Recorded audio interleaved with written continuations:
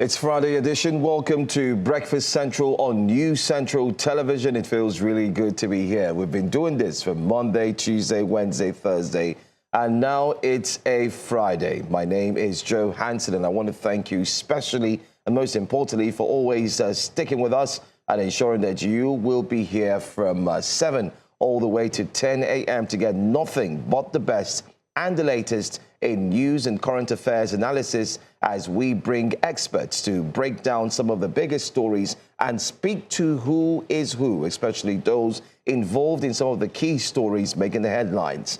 Well, like I said, today's Friday, and what are we expected to actually look into? So much.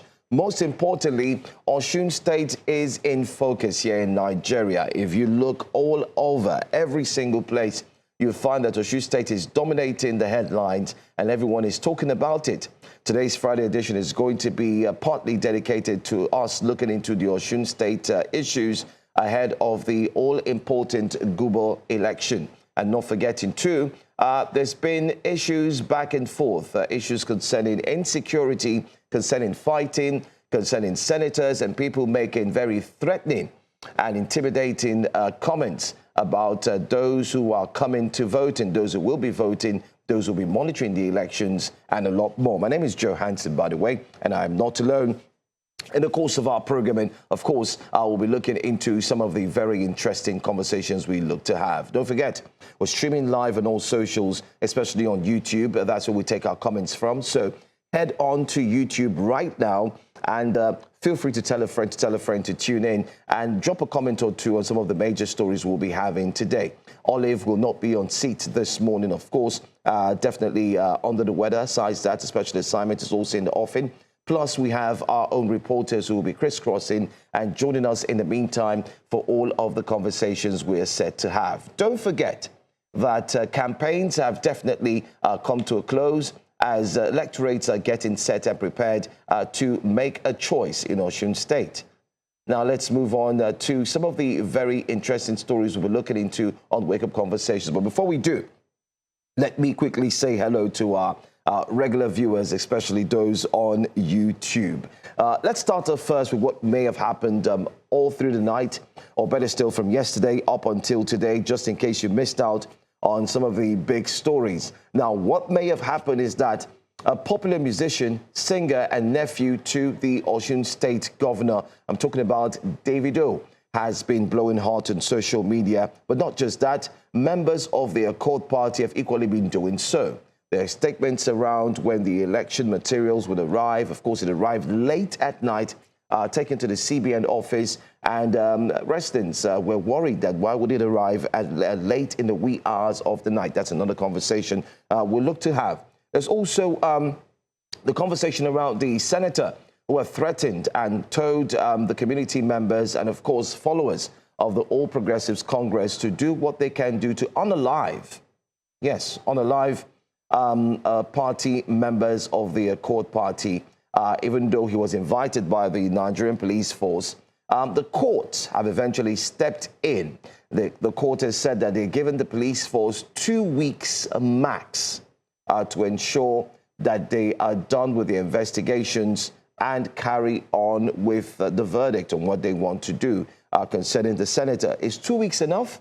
Do you think 2 weeks will actually solve all the problems? Or 2 weeks is barely too much for Nigerians to wait to see what the police force will do? Aside from the 2 weeks, the courts are indeed saying that they're waiting.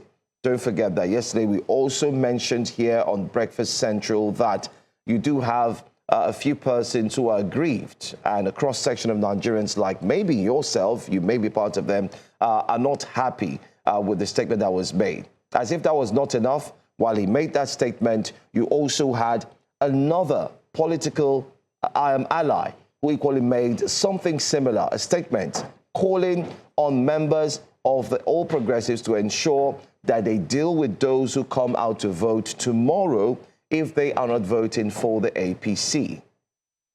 How many thousand policemen will be able to secure and make this particular election safe?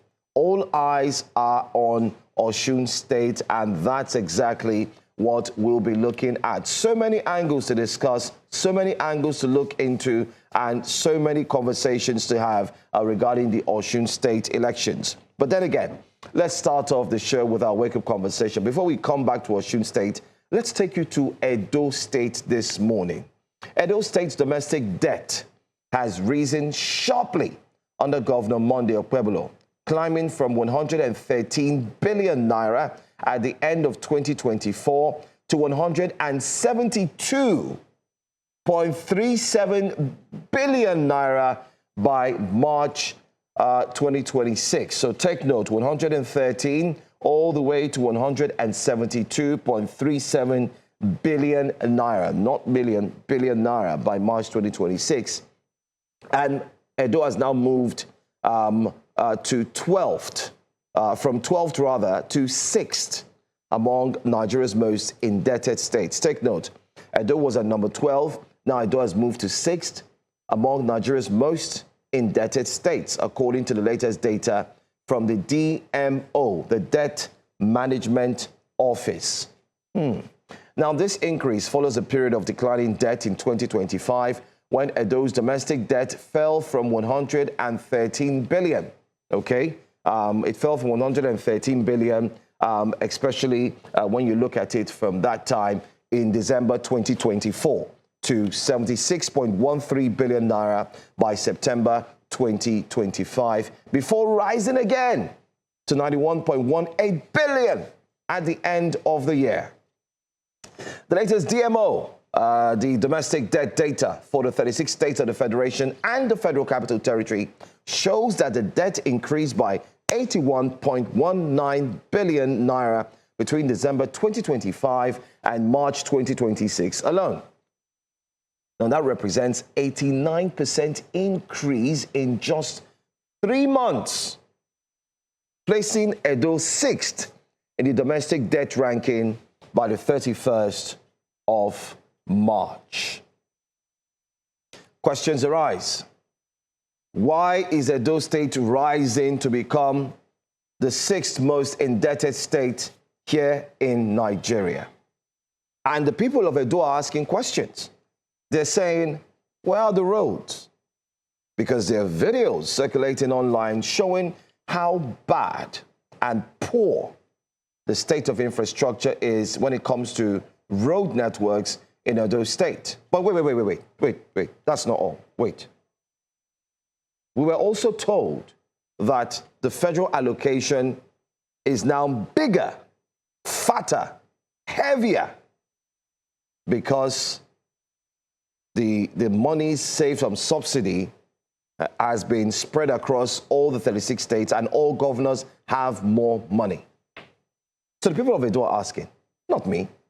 And they're saying, why is it that the governor is owing or having so much money, and yet we're in debt? What is going on? How did we rise from 12th and go all the way up to 6th position? Is it possible, if you may ask? But let's not get shocked. But let's see why this may be so. Do you recall that the Edo State governor just this week said he was going to appoint over 4,800 special advisors? Yeah. And when asked, from his office, they said, what is your business? After all, we can choose what we want to do with taxpayers' money. Oh, yes, that was said. And the response was quite shocking, especially from a pushback coming from both the office of the governor and that of Nigerians, who kept asking, who does that? 1,000 or 4,000? Not even 100, not even 5? It is still in Nigeria that we've seen governors who have appointed SAs to handle social media. Not just one. It's fair to handle social media, but we've seen special SAs who handle different social media accounts. There's SA for Instagram. There's SA for Twitter. There's SA for X. Why do you call them SAs? Just make sure that you have an office of digital media and let them just be employed to handle that. But oftentimes we do not see that. So it's a lot of problem, and people are asking questions, wondering, when will this end? How is it possible that a governor who recently went to Osun State, chastised, criticized, and went ahead to do all he can to make clear a statement that the governor of Osun State is just a dancer, a Michael Jackson in the making. Of course, he has Jackson in his name. And that whenever he dances, he loses out in joining the Federal Executive Council meeting, or where the governors are meeting, because he would dance before he gets into the flight. He would dance before he highlights from the aircraft. He would dance before he signs a paper or a document. He would dance before he does everything, and hence why he needs to leave that seat in Osun State. But here we go. Now, the governor of Edo State, who made all those statements in the video, has now risen to number 6 when it comes to debt profile, especially from all states in Nigeria. This is actually from the DMO.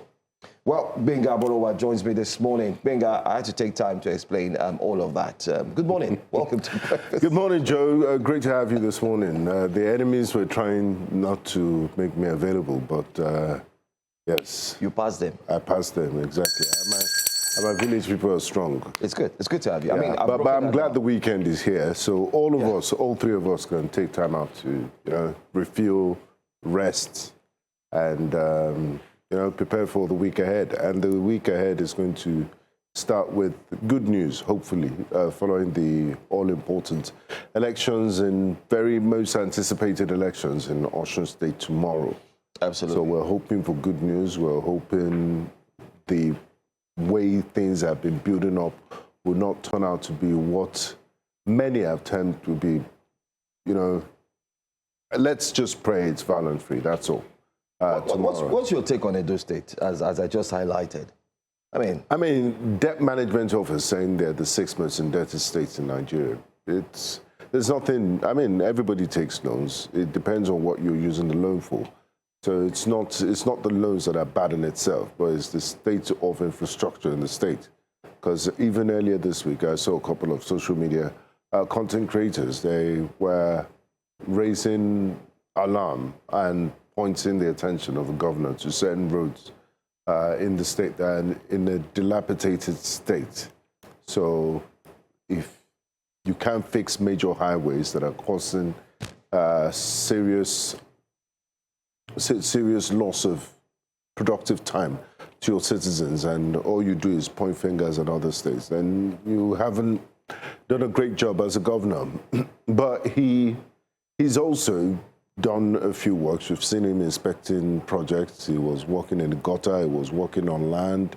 It was the only thing I didn't see him work on was sea, and he has this retinue of hype men that, hail him wherever he's going, that spurs him. Maybe it's a way of encouraging him to do more. But much is demanded from citizens of Edo State. And I understand political jabs between him and the governor of Osun State. As a party man, you want to have fellow governors or more governors belong to your state. So it's all politics and political rhetorics. At the end of the day, what the people want, they don't want to be caught in that Nollywood drama, or he said this, she said this. It's all juvenile gossip. Get down to work and please do what the people elected you to do. That's all. That's the most important factor. Change their lives positively. Well said, Binga. Just to remind our viewers as well that, just like I'd mentioned, the Edo State governor had given the approval of appointment of 4,800 special assistants. 4,800 special assistants. Now, the reason they say is that these 4,800 special assistants will be appointed this month.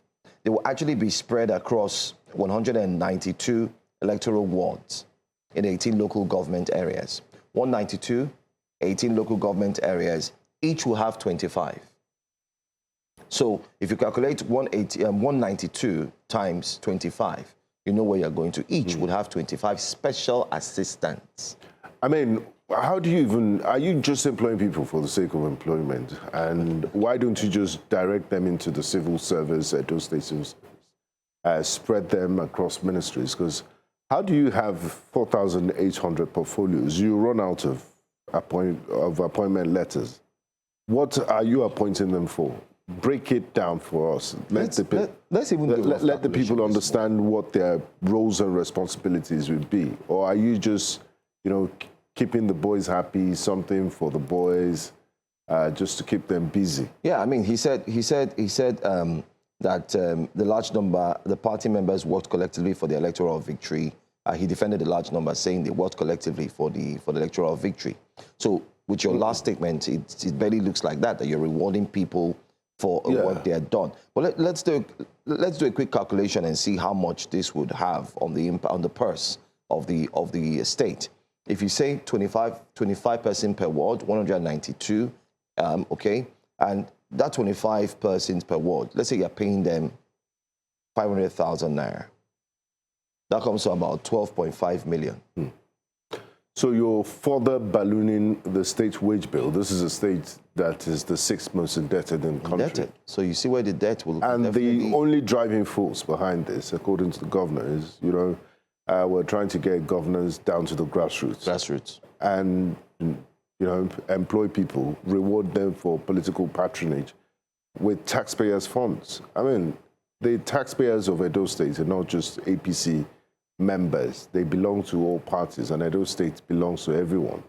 So if you're using this as a reward system, you're setting bad precedents. Monies that could be used to benefit the entire populace is only reserved for this 4,800 people. What makes them special?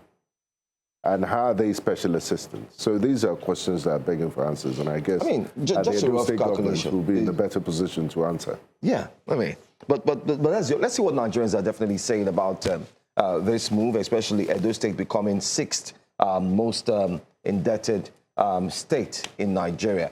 Let's see what Nigerians are saying, reacting to the story. We'll go on X and also on YouTube, but first, let's go on X. Onion says, Edo State is now 6th most indebted state in Nigeria, and Okpebholo is treating it like a badge of honor. Every governor before him tried to hide debt behind development. He skipped the pretense entirely, straight from Government House to the Debtors Hall of Fame. No data through actual roads or hospitals. And he goes on to say that Nigerians keep asking where the money went. Wrong question. That's what he says. Very wrong question.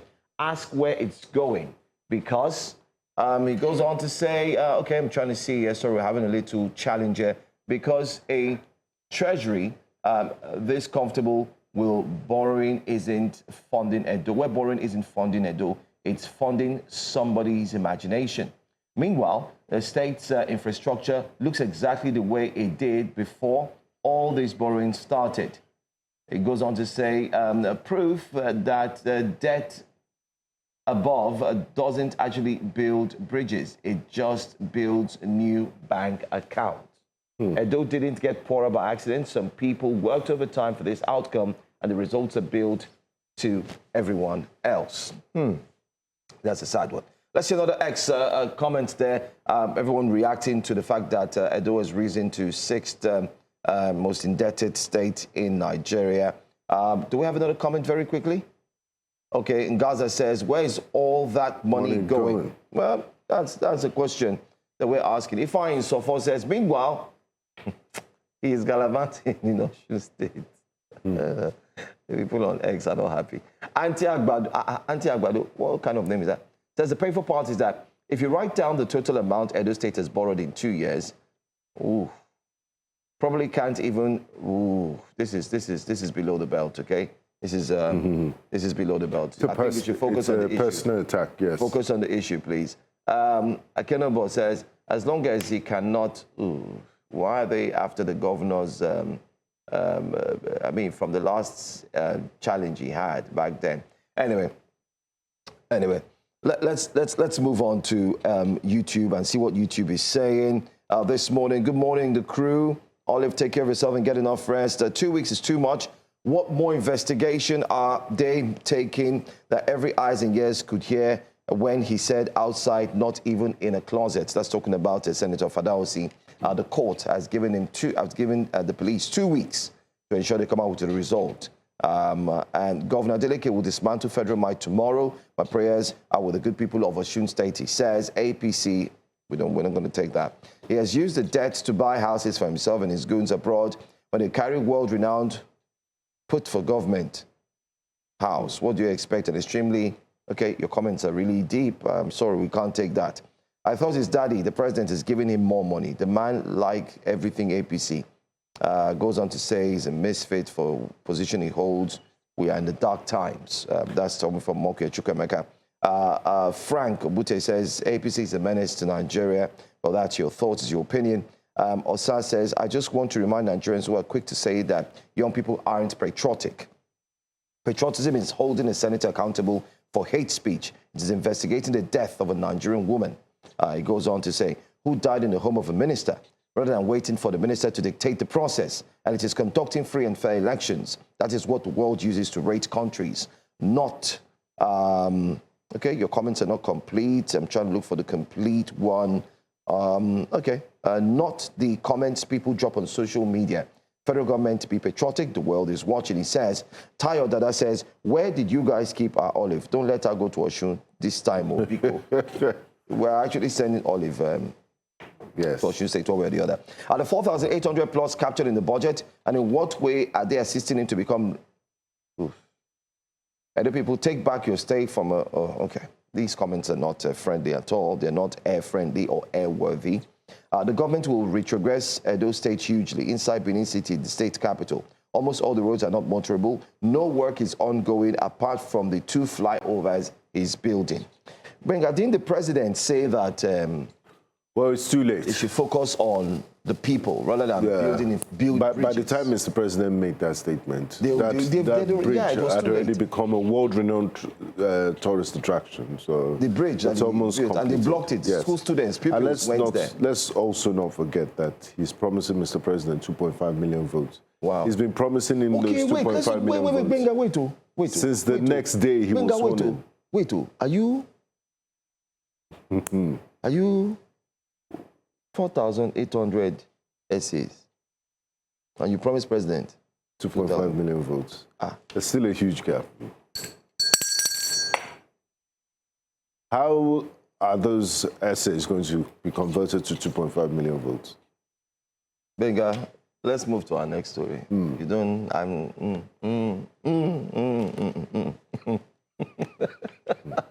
Our next story takes us to Osun State. Osun State prepares for its governorship polls, and I'm sure you're aware tensions are rising across the political landscape in Ifewara.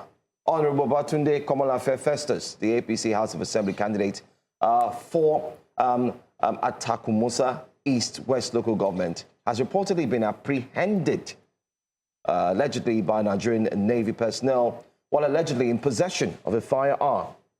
This incident has fueled concerns about the prevalence of weapons and the potential for violence during the elections. Adding to the controversy, a viral video has also emerged showing APC officials distributing money to members of the Muslim community in Osun, sparking accusations of vote buying and raising questions about the integrity of the process. Popular musician Davido has also raised alarm over the presence of the Ebonyi State INEC resident electoral commissioner in Osun, despite not being officially deployed there, a development that has heightened suspicion about transparency in electoral management. The Osun State government has also dragged the Inspector General of Police and the Commissioner of Police to court over comments made regarding the killing of Senator Fadausi, accusing him of prejudice and political bias. Meanwhile, former Chief of Defense Staff General Lucky Irabo spoke yesterday. He has called for the arrest of the man you see there on the screen wearing white, and also the arrest of the Islamic cleric Sheikh Gumi, not forgetting to the arrest of Sheikh Jinga over what he described as insightful remarks, underscoring the broader security concerns surrounding the polls. The question is, will these arrests be carried out? Benga, what do you make of, let's start with Senator Irabo, from down going up?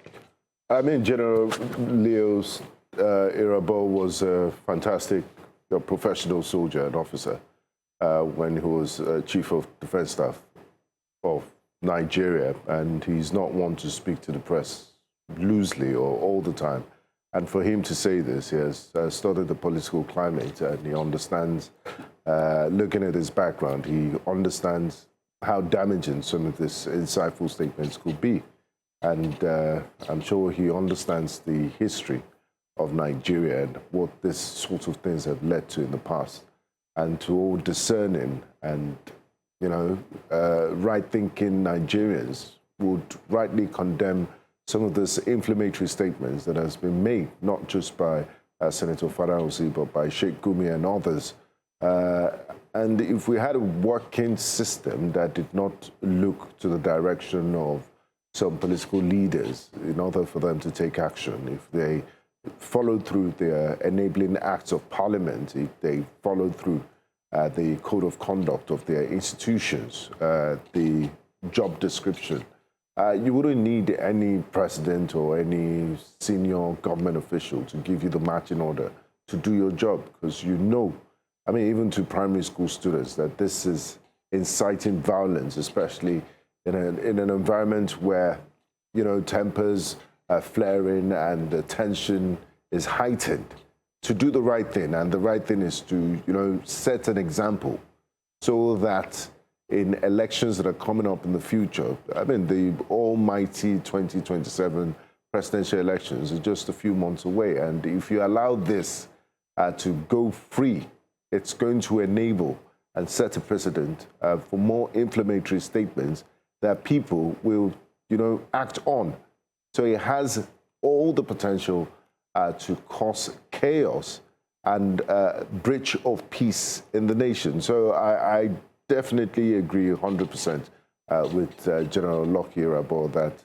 These individuals should be made an example of. They should be arrested. It's not just questioning. There's evidence. They made these statements on camera.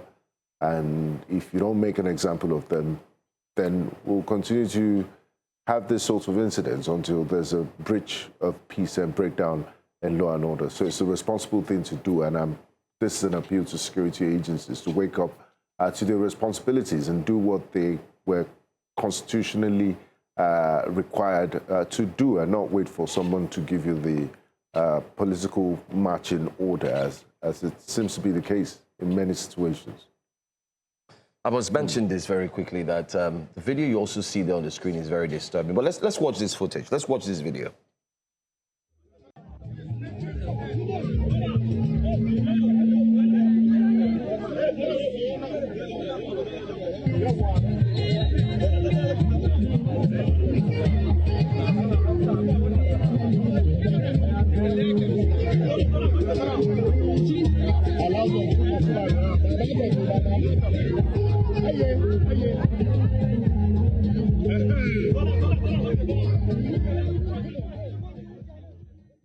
So in what aspect of Nigeria's electoral act do we peg this video we just saw?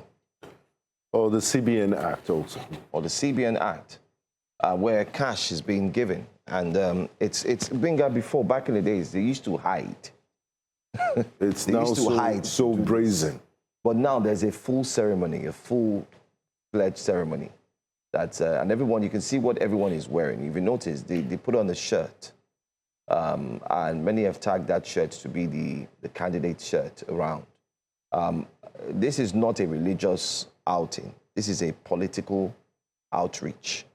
But what is the terms? Yesterday and 2 days ago, we also shared the video of those who had you need to show your membership card before you get that small size bag of rice.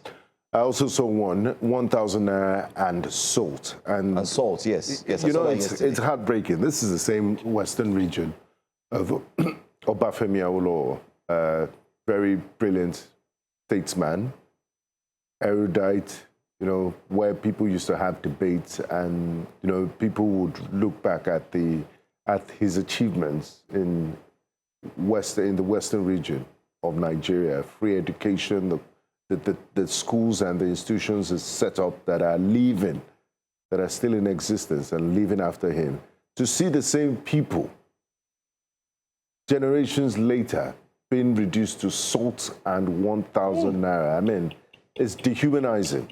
It is. And I mean, I stand to be corrected. I'm not sure if there's any other place in this world where people are openly distributing cash in this manner for electoral purposes. It's a shame. It makes democracy a mockery. This is cash and carry democracy. Why do we even bother? I like that word. Yeah, it goes to the highest bidder. Who will pay me more?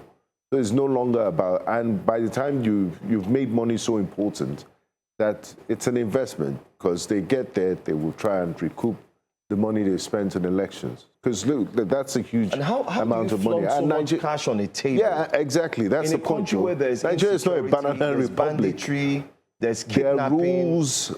Is the CBN and sleeping? Procedures that govern us. Is the CBN sleeping? Where in this world is this allowed? We've seen the EFCC Act summon people for monies that are even less than Why this. is EFCC quiet? The EFCC has been so quiet. I mean, they've deployed personnel to Osun State. Why are they not acting? Why are they not acting on this? Exactly. Why have they not? So you see, the problem we have, oftentimes when people hear us on television, especially, I have a friend of mine who says, "Oh, you guys always highlight." And the one thing you need to understand here as well is the problem you have is journalists at a certain point. I mean, let's forget about the journalists who are, partisan. We don't care. There's nothing concerns us, whether you are a political party A, B, or C. What we follow, especially here on News Central, we always say it is, we follow what the principles and the law and the tenets of the law says. If you have a law, our question is, it doesn't matter whether it's APC, LP, we don't care. What is happening to the law? That's why this morning we're saying, where's the EFCC? 2 days ago, we're saying, where's the DSS? A sheikh just said something. Where is he? Because why? As journalists, Benga, will come here and will highlight the good deeds that these agencies have done. It's also fair to highlight where they are missing out. At the same time, as journalists, point them in the right direction. Exactly. We also come out here to highlight some of the things that they themselves put in the law, and is being broken by one who is not affiliated to power or any party, and we see how swiftly they act. But when it comes to one who's affiliated to power or a political party, there's an alignment, all of a sudden the agency grows cold, quiet, and silent, having just like a little puppy trying to run away from being poured hot water, that they didn't see it, turning a blind eye. So we're asking again this morning, the CBN, the EFCC, what's happening there? It doesn't matter whether it's whatever party. The point is, what is happening? How can people put so much money on the table and doling it out in pretense, hiding under the context of, oh, we're doing an outreach? But it's not. I mean, it's abuse of Naira, and we've seen the EFCC act swiftly on less brazen incidents. But let's take a look at what Nigerians are saying with regards to this stories. Olariwaju says, this is a show of shame where some people seems bigger than the law. Even the commissioner who's supposed to stop this act does not care. My conclusion is that the law is what they say it is, not what the law really is. Benga, I think we can pause on this. This is just what I just said now, not knowing that we have a tweet like this. This is it. The law, and I'm going to say, like some experts have said, there are two types of laws in Nigeria. The one that applies to the poor and the one that applies to the rich. Or Same the one law. that applies to the connected. Rich, connected, those who have power and so on. Same law, but different applications. Let's move to the next tweet. Pastor George says, Nigeria's elections are now being sold on the street like akara and kulikuli, God have mercy. Yes, this is what politicians have reduced it to. It's cash and carry democracy. Oluchunwosu says, red alert, all eyes on Pauline Ugonyeka. I guess this has nothing to do with what we're discussing. Babatunde Notaraji says, hopefully, at the end of the day, they will allow the will of the people to prevail. Until then, fingers crossed, it's going to be a long road to freedom. Nigerians brace up for 2027, says I mean, you can see the sound of that. I mean, you can feel the emotions, hopefully. So it's not even guaranteed that we'll have free and fair elections.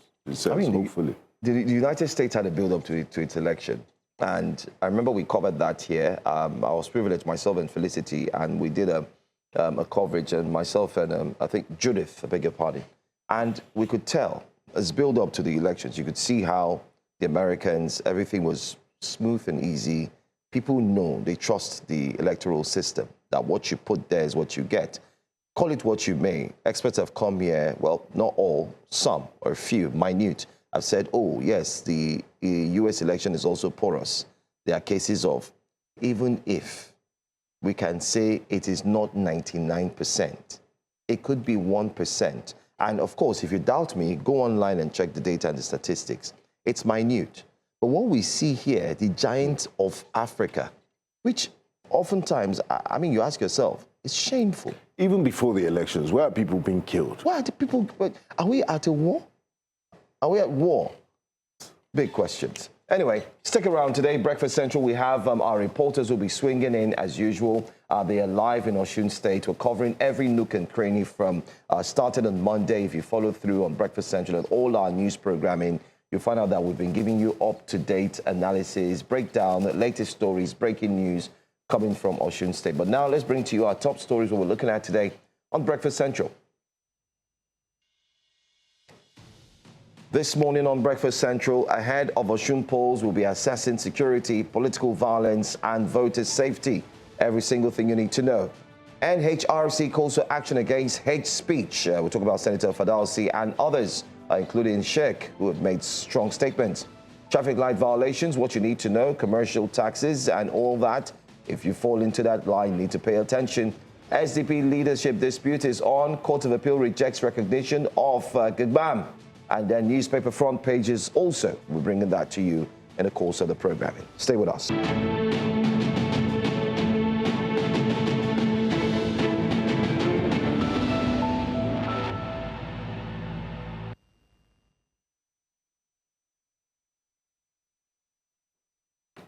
You're welcome back to Breakfast Central.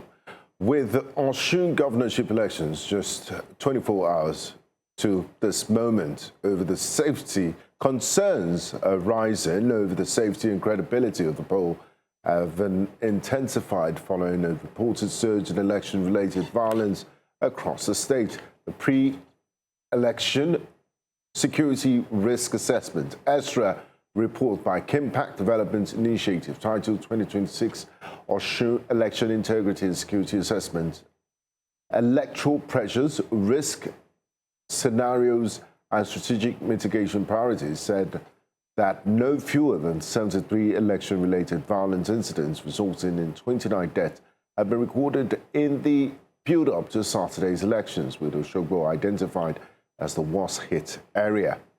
The death of 14-year-old Ezekiel Olakpade, who was reportedly hit with a stray bullet during a gun battle involving suspected political thugs in Ilubu, has further heightened or highlighted the human cost of the violence. INEC has identified 385 potential flashpoints across 11 local government areas, while security agencies are deploying thousands of personnel to protect voters and electoral materials. Both APC and the court supporters trading accusations over the violence, questions remain about whether security agencies can prevent further bloodshed, protect voters without intimidating them, and ensure that political competition does not become a battle for survival.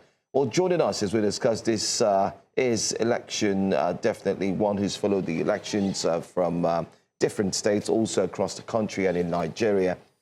We have from the Nigerian Civil Society Situation Room, Mr. Austin Aigbe, joining us. Thank you so much for being here. We can see you all get up, set, ready to go, ready to rumble, like they would say. Good morning to you. Good morning, my friends. Good morning, Nigerians. Good morning. Good to have you. First off, can you tell us what the situation has been like since you arrived in Osun State? What's the local government? What are the local governments looking like? Okay, so like you just reported, and in your previous analysis of what's happening in Osun State, it depicts the kind of report you have read about KDI. and in fact also Clean Foundation, both members of Situation Room, have highlighted consistent electoral violence in the past months, which began even up to last year. But more importantly, is from April of this year up to date. Even though technically, I would not like to count the incident in February where the chair of there was some form of takeover of local government that resulted in certain deaths. You may classify it as electoral violence, but it may not be related to the election but that's on a side. That's okay for anybody to analyze because that was a specific event. I said that electoral violence undermines participation, creates room for voter apathy. People are scared to turn out to vote because of the unknown, particularly in areas like Elisha, where violence has become a dominant scene. For instance, last night, there were reports that one person was also shot dead, that the vehicle just drove to a crowd of people and then shot at them, and one person eventually was reported dead. I cannot, at this time, independently verify, although our observers have reported it, but we need more evidence, but it's also on social media already trending about what happened. So why am I saying this? When just barely 48 hours to election, there's still a report of death. And it may be in just one small location, but it quickly spread across because it's Osun election. And based on incitement coming from political actors, particularly the senator you mentioned, one would expect by now, beyond the 2 hours drill, there's also some other intervention where you see a police officer calling someone who have incited violence as distinguished. I mean, I do not understand what distinguished may mean for that kind of incitement. Even though the senator have also said that he never said kill them. He only said kill them with votes.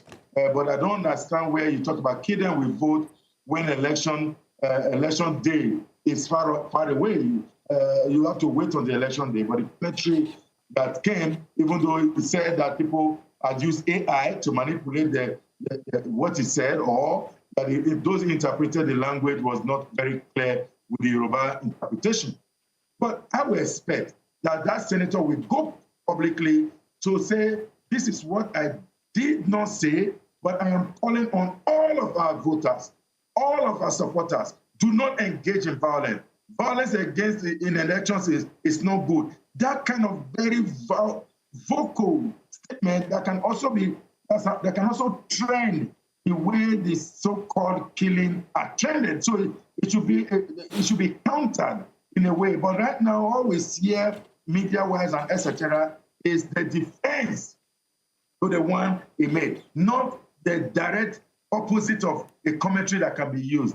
But also, I would expect that the governor of the state sent strong warning to say go peacefully, and all of these major actors in the election.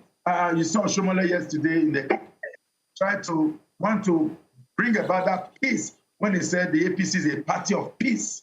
So that kind of signal, you put it out publicly and quickly so people can begin to relate with the current and not the former. Also, from our voters, yesterday when we did refresher for voters, what we begin to get is that skepticism about whether the election will be peaceful. So there's a bit of an assurance that citizens are ready to vote. Thank you very much, Mr. Austin Ayegbe. I'd like to bring in our second panelist into this discussion, Mrs. Ene Obi, who's very familiar with election monitoring. Good morning to you, madam, and thanks for joining us. What's your assessment of the polls? 24 hours to the elections in Osun State, we've already registered some 3 violent incidents and 29 deaths. What does this tell us about the security situation going into tomorrow's elections, even though over 25,000 security personnel have been deployed? Does that give some sort of assurance to the voters? Thank you very much for having me, and good morning, Nigerians. Good morning. And, viewers. I just want to say that, Austin is my colleague in the Nigerian Civil Society Situation Room, and he has pointed out certain things. I think there is a lot of tension, in the environment, and that's not the best at all, because the tension can create further, result into voters not wanting to come out. But what we see is that the political class, they need to show themselves. They need to also take responsibility. I think we have more flashpoints in Osun State today before this election, about 385 flashpoints. And you have 13, about 13 local governments out of the 30 that are zones, that are environments that one is very, very worried about. It's not as it was in 2022, because we were here in 2022, the points were pinned down, and we had a very, very peaceful election. But we see the body language of many of the politicians, not the best at all. And I want to say that the stakeholders are doing the best that they can. They can do more. We were at the central banks, last night, until the sensitive materials, came on board, meaning that all stakeholders' hands need to be on board. The judiciary, for example, there has to be some threshold between which nobody can bring in any statement from the court, because the last minute, printing of materials because of an addition, because the court has said you now can add this, who is going to pay for the wasted materials that has been printed? And then the time consumption, but we could see the willingness, the police, they were formidably on ground at CBN, those men and women of the Nigerian police force ready to escort materials to the different environments. As at 9 p.m., they were just being, materials were just being distributed.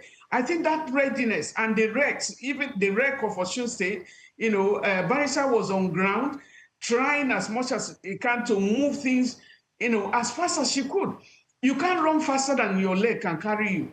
And so for the sports, all the stakeholders, the security stakeholders, they need to be on ground. They did a wonderful job in Ekiti 2022. We had a lot of hotspots, but the security agencies escalated it, to the army and all of that. And everything was arrested. And we had almost a very peaceful election as well. So I think the security, agencies, I know they are ready. They have the intelligence. The political class is also overusing our officers that are paid by Nigerian money. And I think this is an area where we should be able to look at. Those escorting the politicians are people from the service. At what level do they back out? At what level do they honor them? So it's a waste of our money to have, Nigerians should be able to walk freely. You're a politician. If you are not afraid of what you are doing, why can't you walk around without the retinue of security people that you have? And so the situation, I will say that the stakeholders are doing a lot. If all the recs, the CPs that are in Abuja, they are on ground and they are doing what they need to do. And so we hope to see improvement, but Osogbo itself and the whole of the local government has always been a red alert. It's still red at this time, but we know that the security agencies know what is happening, and we hope that they will give their best. And we call on them to be impartial, be neutral, and also observe human rights.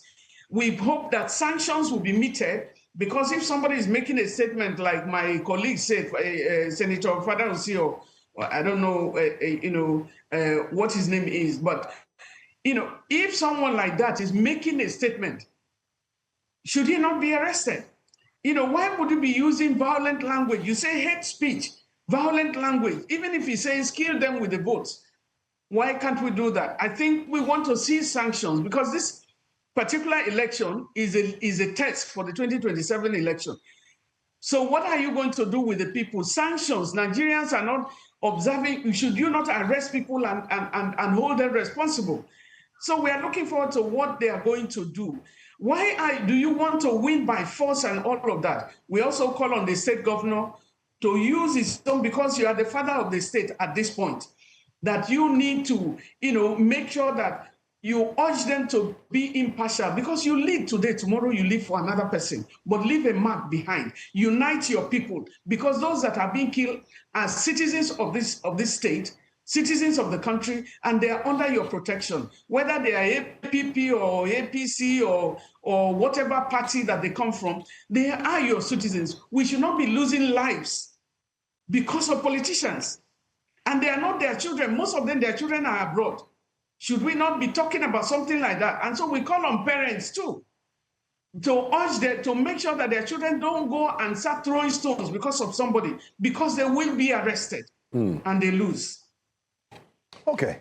I want to show a video on screen now. I know we've discussed security with Osun State in general, and time will not permit us if we want to dwell more on security. But what you see there on the screen, this vote trading that we've seen in the past few days. Let me come back to you, Mr. Austin. What does this actually mean going into the elections in the next few hours, say 24 hours from now? Is this going to play a very strong role in determining what the election results would look like? And secondly, what does this also tell about Nigeria's security agents? We know they're working pretty hard, but the CBN has a rule. The Electoral Act has a law as well. And also the DSS is also on the watch. What do we make out of this? What we see on the screen, which has been so prevalent, especially Oshogbo showing the greatest signs that we've not seen in a long time. Thank you very much. I heard you when you had interrogated that video earlier. What came to my mind is technicalities. When you say vote trading will have to happen on the day of election. You see, when agencies or political parties engage in this kind of action, you are buying vote ahead of the day. You are trying to engage to say, please show up on election day to vote for us. If you flip that coin, which is the more worrisome one, is see and buy. You vote and we buy. So it means that you have to show the ballot for a certain amount to be given, or a tag is given. You then move. So you are compelling that voter to mandatorily vote for you, because you have weaponized poverty in a way that you dangle 5,000, 10,000, 20,000 at them. They can't resist it. They end up going to vote for you. Then you buy the vote afterwards. So you want to see and buy. But this one, why it worries me, is that for EFCC, they say don't abuse the Naira. EFCC can also tell you they are not abusing the Naira. You see, they've made it very clean. They've done it. So why am I saying this? Politicians always avoid breaking the rule. They bend the rule. So in a way, particularly those in the ruling party, they bend it. When you accuse them, they say, no, we have not broken it. How can you, for Christ's sake, for even saying the loudest of it, how can you even display money so openly and you are placing them ahead of an election? When I saw that video, what came to my mind was that I was trying to listen to what they were saying. I couldn't truly hear whether it was Yoruba. It was more of maybe an outside conversation. And I was wondering, who are these? Because I need to also independently verify that this video represents Osun State and that it's not coming from somewhere far away from Osun. I tried to look at the picture on the face cap, whether it represents, but again, that does not matter. What is happening is that this looks more a political environment, and they could call it empowerment. In any case, when we see this kind of event happen outside of election cycle, we call them empowerment. We do not relate with it as vote buying. We should be criticizing any of this form. Why are you even exposing the people you are giving the monies to in this era of insecurity? What it means is that each of these individuals can be attacked as soon as they leave this environment, and they could steal the money from them, even when you're empowering them. Let's even be moral in any case. I'm looking at morality, that it is important that the EFCC, whose mandate, who has told us, I saw on X yesterday, Chidi Odikalu former chair of the Human Rights Commission, was saying that I thought that EFCC has actually put a ban on this, and he was hailing the EFCC chair and expecting that even without waiting for anything, the EFCC could have even released a report or a statement condemning those public action. Whether you call it vote buying, because it is not, I will not call it vote buying. I would rather call it suppression of vote, because it's not yet at the voting point. Even the suppression of vote needs to even happen in the election. What I'm saying is, we were before now in the election of 2016. There was something that happened. Politicians were buying vote before the vote, and most of those politicians who bought that vote ahead of the voting day ended up having challenge. They were voting, citizens took the money and were voting for the alternate political party. Then the conversation was, take their money, go and vote your conscience. But just a month after that, in 2016, in an Ondo election, politicians refused to buy vote ahead of poll. They said they wanted to see before they bought the vote. And that was what led to see and buy. You know, that you have to then, which created more of an anarchy situation. People were waiting at the polling unit up to the previous election. People would go to polling unit and wait for who will come and buy their vote. It became a trading situation. Polling unit became a market square where voters come, then those who will buy will come, they meet at a market situation, and then they exchange setting a deal, an agreement, you vote for me, I pay this. Okay. It's a colossal damage. And I think we all have to do more, whether before election or on the day of election. Thank you very much. Madam, just before we let you go, I have two-part questions for you. I'll first want your reaction on the same incidents of vote buying, which seems to have reached an alarming level. People are even calling it a cash and carry democracy and an auction. And the second leg of my question is, reports identify about 385 flashpoints across 11 local government areas. And we've seen heightened security presence in the state. Does that give some level of assurance? So what's your message to the electorates in Osun State tomorrow? Should they come out and vote? And yeah, what do you have to say to them? Is that to me? I think you know, we oh, sorry. No, it's for you, madam. Go ahead, please. Ahead of the polls, we call on citizens to exercise their rights to vote. It is their decision, it is their destiny. People can say what they will, but in your environment, at least you watch out. Of course, you need to watch out. We don't want to continue to lose lives. We don't want people to, of course, risk their lives. But in your environment, you should be able to estimate what is happening. Is a community environment. You should be able to go out and cast your votes. We are asking INEC, let their votes count. We are worried already that the starting of the polls may be affected. I think some of our members have talked about that openly to urge INEC. Everybody needs to do whatever they can do. But we should protect, they should make sure that they protect the votes, the voters, and the vote. At this point, you know, I think I will have to go, but I hope for a better election tomorrow.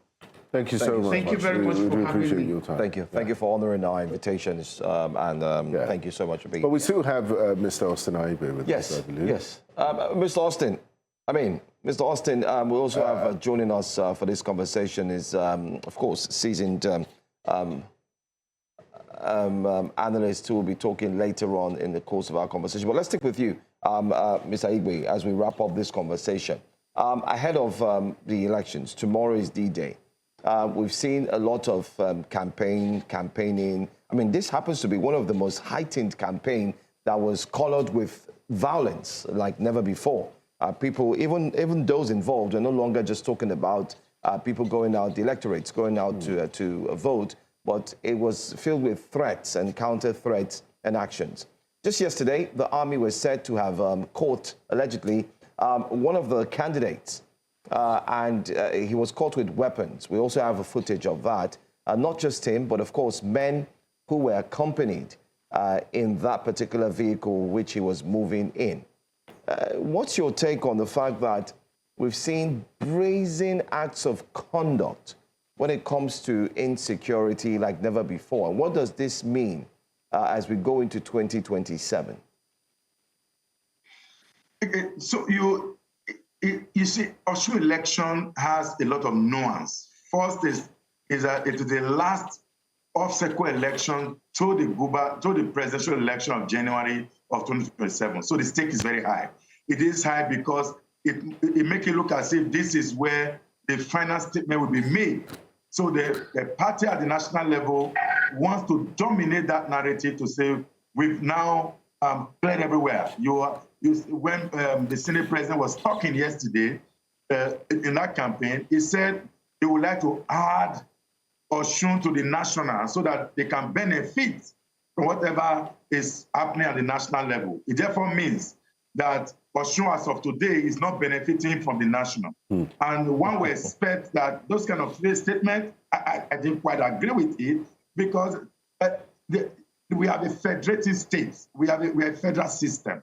The state governors are supposed to be the one closest to the people, and of course the local government, which of course I don't know whether it still exists in this current architecture. Having said that, it is important that we understand that Osun is like the go-to 2027 election. Number two is that in 2022 elections, the way and manner the former governor of the APC at that time, Ayatollah, had lost the election, where the hope was very high, an incumbent governor losing an election. And if you take that back to 4 years before it became, at the time it became governor, that was in 2018, what had happened was the results snowballed into an inconclusive poll in about 7 polling units spread across, I think, 5 or so LGA. That poll in the by-election, in the concluding election to conclude that election of 2018, it was highly militarized. Beyond the military, it was highly organized, if that word exists. The Chog took over the process. And that was how the APC secured that victory in 2018. Fast forward in 2022, they lost the election, and the man who had lost, who was supposedly winning the election, the current governor, had lost the election in 2018, and the court agreed that he lost the election. Then it is now time to take it back. So the Ayatollah group wants to take it back. And it is normal for politics that you've lost, you are now coming back, but now making it look very forceful is also a challenge. And again, Osun has some history of violence, whether it's in the Modakeke area, the Ilesha area, and that's why you see that number.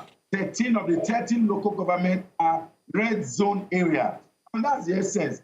And lastly, subsequent election are forced to conduct because Osun has border with many states. All of them want to come in to come and support their own candidate or their own position. That's why you saw the former governor, the current governor of Edo State, coming to Osun to make those commentary he made a few days ago, including commentary like, is a dancing senator before he entered the plane, he dances. That has no bearing in campaign. That's even something that looked like hate speech. And you saw the way the governor responded to that. He said, well, it is because you don't know how to dance. And you have seen videos now trending, even the Edo State governor dancing in one of those outings. So I think politicians, again, re-echoing my initial commentary, politicians must truly mind the way they speak, particularly in tense environment like an election. Election is so tense because of the advantages it brings. When you win in an election, particularly in the global or presidential election, overnight, you that don't even run business, you don't even have any employee, overnight, you can recruit even thousands of employees overnight because you've just won an election. Our elections are so costly, our elections are so demanding. That is why you begin to see that people want to put everything to win because of the elite bargaining an elite advantage, resource control, resource advantage. A governor has an opportunity to appoint special advisors, senior special advisors, all manner, and then you just have a way of allocating those resources to the political actors without necessarily thinking about the people. And that's why they actually also put some votes somewhere to buy votes on election day. And they tell you that the people don't even care whatever you are doing. What they care about is that before election, they want to see the money. Why is this a problem? As citizens are beginning to demand what is not even right, including asking parliamentarians to come and build roads, asking parliamentarians to engage in executive function. I think that democracy of today, the Nigerian democracy, has its own nuance. We must define Nigerian democracy not as government of the people, but the people and by the people. We must have a way of creating it, like I have said. It's a government of the elite or the government of the cabal who determine the course of action, and when they win, they abandon the citizens and settle the elite, settle the cabal in readiness for the next election. Thank you so much, Osun State, for joining us. A very deep and detailed conversation. We're glad that you're there. We also have about 5 of our reporters who are equally there, and they'll be joining us in a very short time. But thank you so much. And we look forward to engaging with you in the course of the elections tomorrow. Do stay safe, and we hope for great elections tomorrow. Yes. Peaceful. Don't worry, we are on body shield. Thank you. Thank you. All right. All right. Let's tell you what's coming up next here on Breakfast Central. Coming up next, ahead of Osun State elections, analyzing political tensions, we're also going to look at some of the major conversations that are springing up. Traffic light violations, what you should know, especially as a Nigerian SDP leadership dispute. We're told Gabam was not recognized by the Court of Appeal. Well, let's talk about that after the break.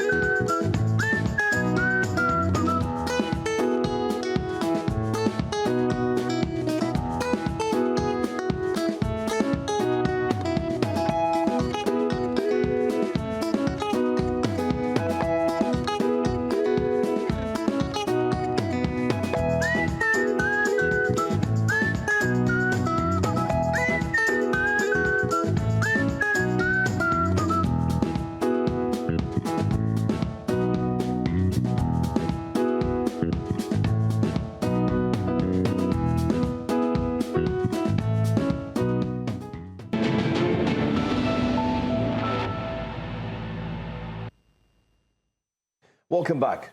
The upcoming governorship elections are shaping up to be more than just a local contest. The stakes are high, not only for the people of Osun State, but for Nigeria's democratic process as a whole. With tensions simmering and political actors positioning themselves, this election is actually being closely watched as a barometer of public trust in the system. Many observers see Osun as a litmus test for the Independent National Electoral Commission, INEC, the security agencies, and indeed the political class ahead of the 2027 general elections. The credibility of the process here could either strengthen confidence in Nigeria's democracy or deepen skepticism.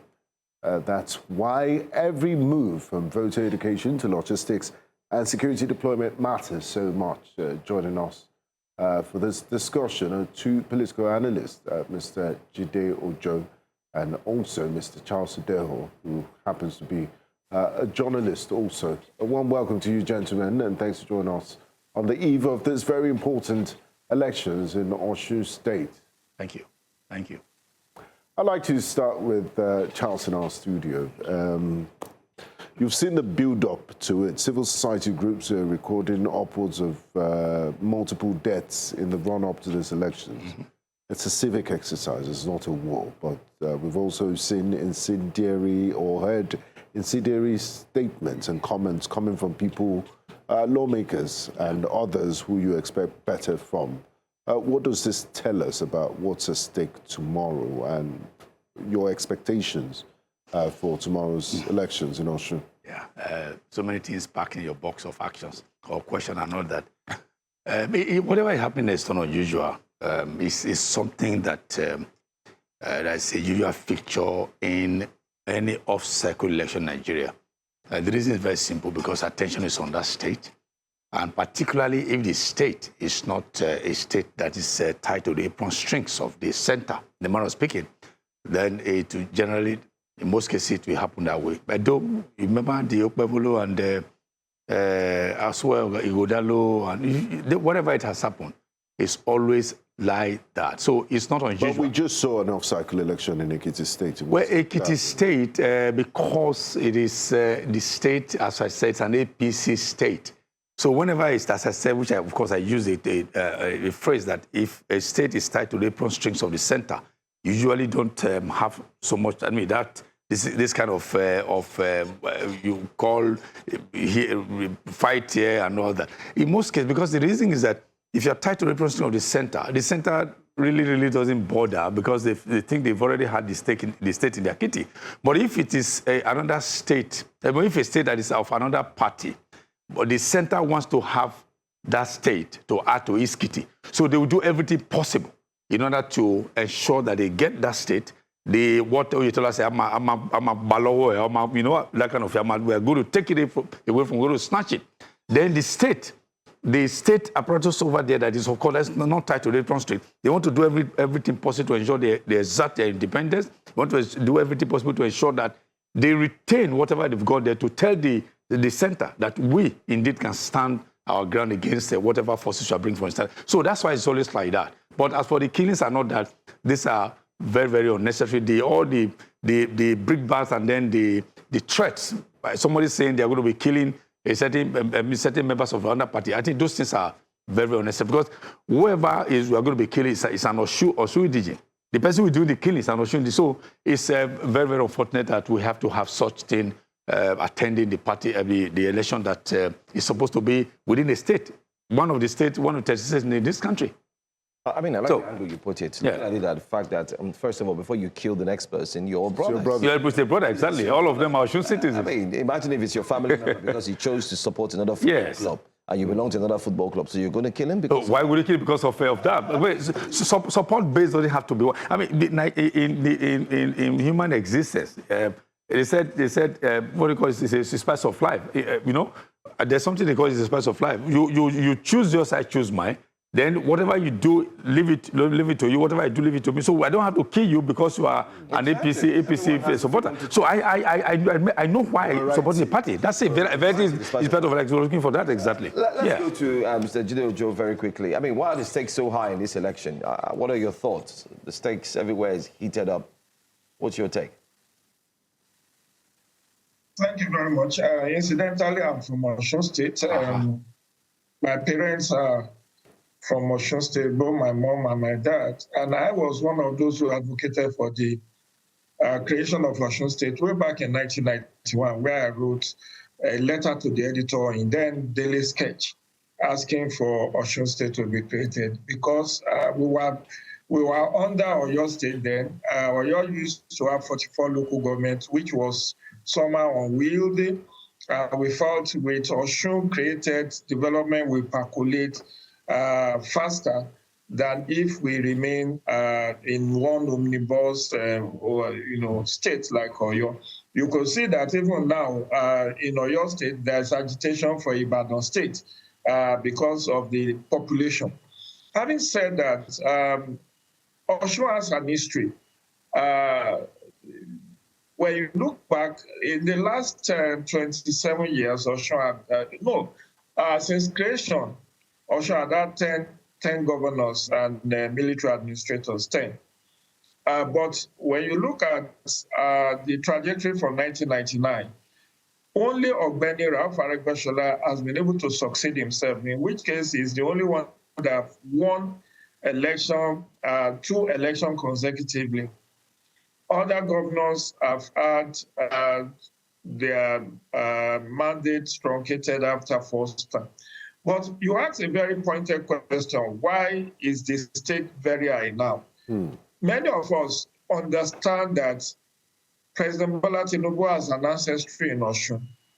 That's one factor that many are not advancing their minds to. Number 2 is a Yoruba man.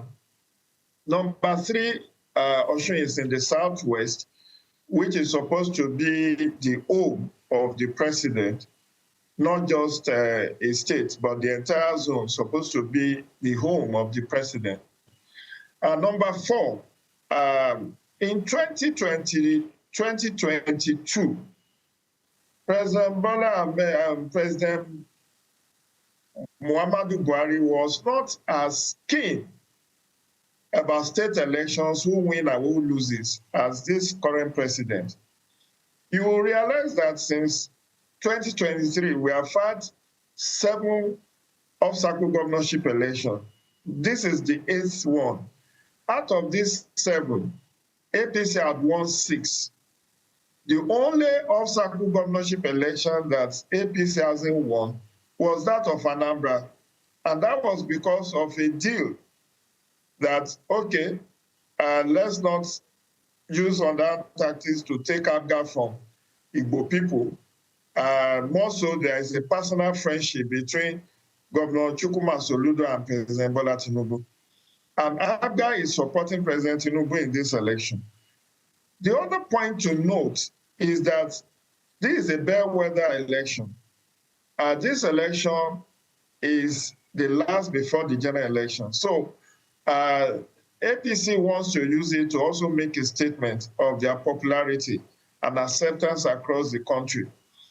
The other point is also that out of the 5 states that are under opposition in Nigeria today, 2 of those opposition states are in the southwest.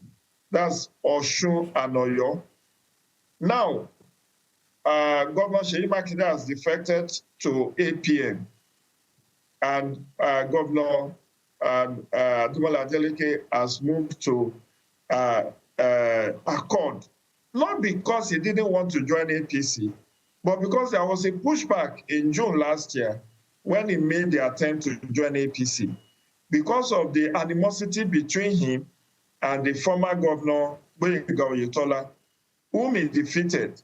So they have had a score to settle. In 2018, Oyetola marginally defeated Ademola Adeleke. Marginally in fact, it made history that was the lowest margin of victory in the governorship election in Nigeria. 300 and something votes, not 3,000, 300 and something votes. You remember, INEC declared the election inconclusive, and there was supplementary election in 7 polling units, where Iyola Omishoro, former deputy governor and former national secretary of APC, assisted them to win, even when he was under SDP at that time. And they made that deal. He supported them because those 5 out of those 7 polling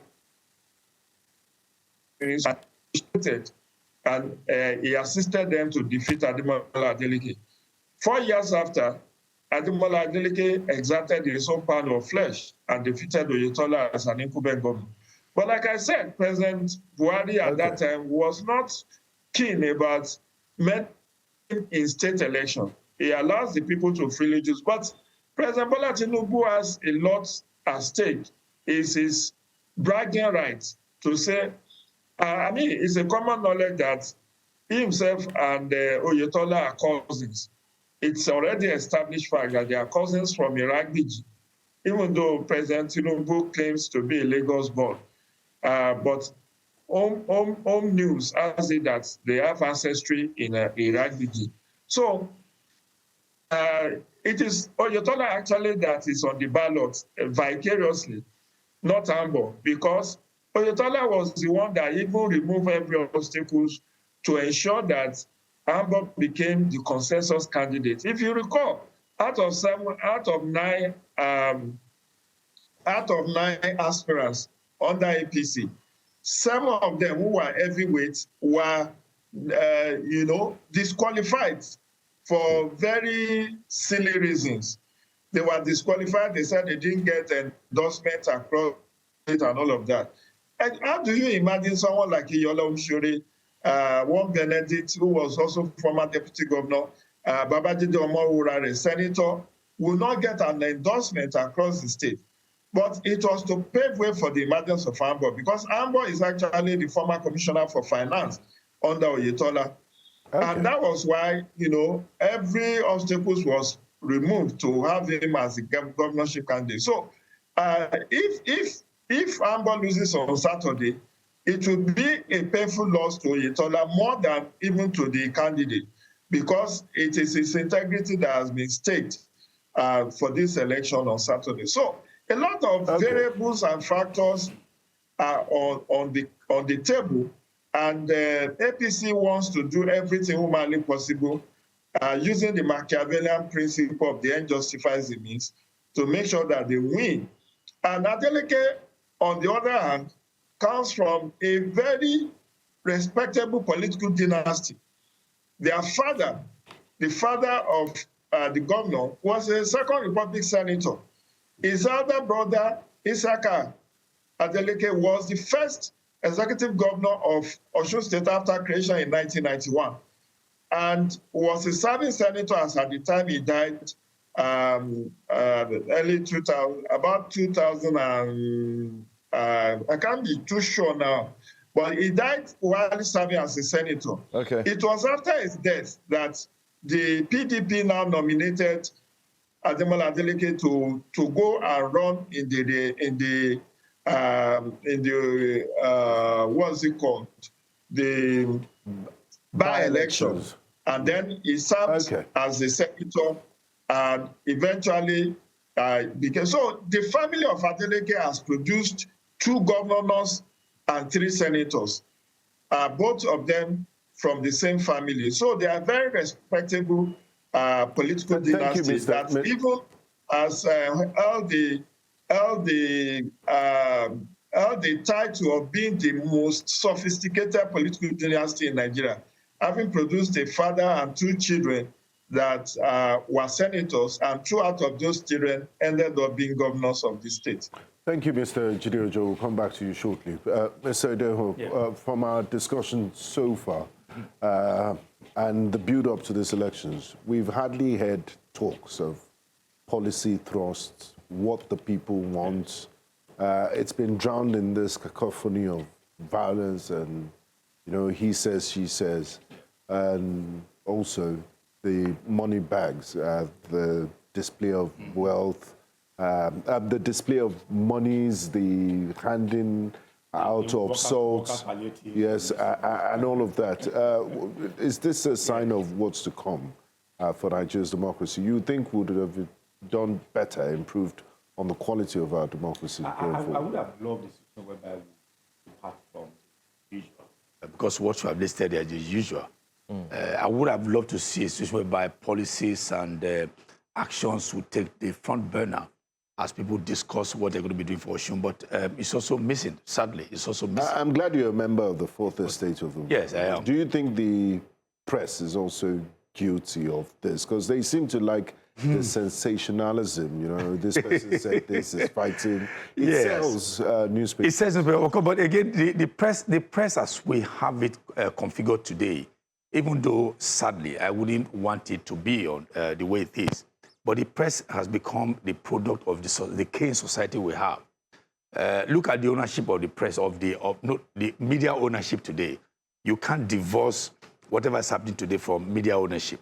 Look at who owns the media, either politicians or businessmen, apart from 1 or 2 that you could actually see as a practitioner. So, and then it is where the payer of the piper, where he looks, that the piper will also look. So media ownership is another factor we have to also look at. And then you also look at today, the media is suffering, actually. I mean, particularly the practitioners who are poorly paid. So if there's anything, you ask me, say, if I'm not going to Osun, I said, I'm going to be doing something that will pay me better than going over there. You understand what I'm saying? So all these things are whatever is we call a potpourri, that the admission of here and there of this and that has come out to look at the sensationalism on the headlines. And so in most cases, I'm also afraid, I'm also bothered that even the mainstream media, they're picking leads from social media. It wasn't so when I was a reporter in those days. It wasn't so. You drive the conversation. Exactly, you drive it. But today, you see that even the mainstream media are picking leads from social media they've not even done all their homework. When it was 2020 election, I was in Edo State, Benin specifically, when the media went agog about how killings in Edo. But I was in Edo State. Apart from just a singular incident at the entrance of the Oba Benin, that somebody was slapped and all that, there was no killing, nothing. But here in Lagos and elsewhere, people were thinking that we were all killing each other. It's the same thing is happening. If you go to Osun now, the picture that is being painted in the media may not be the same over there because of the sensationalism that you have in the media. So I think the media has a responsibility to also self-purge itself, also self-cleanse itself, and actually do what we are set up to do as the fourth estate of the realm in order to inform the people and also inform them adequately. Whether we have a leaning towards the ownership of the media house we represent, or whether we have maybe interest in whatever party that is in contest. So all these things shouldn't actually bother the media at all. We are supposed to be very independent, and then we are supposed to be apolitical and do whatever it is so that the people can get people can get exactly issue of information as it should be. Yes.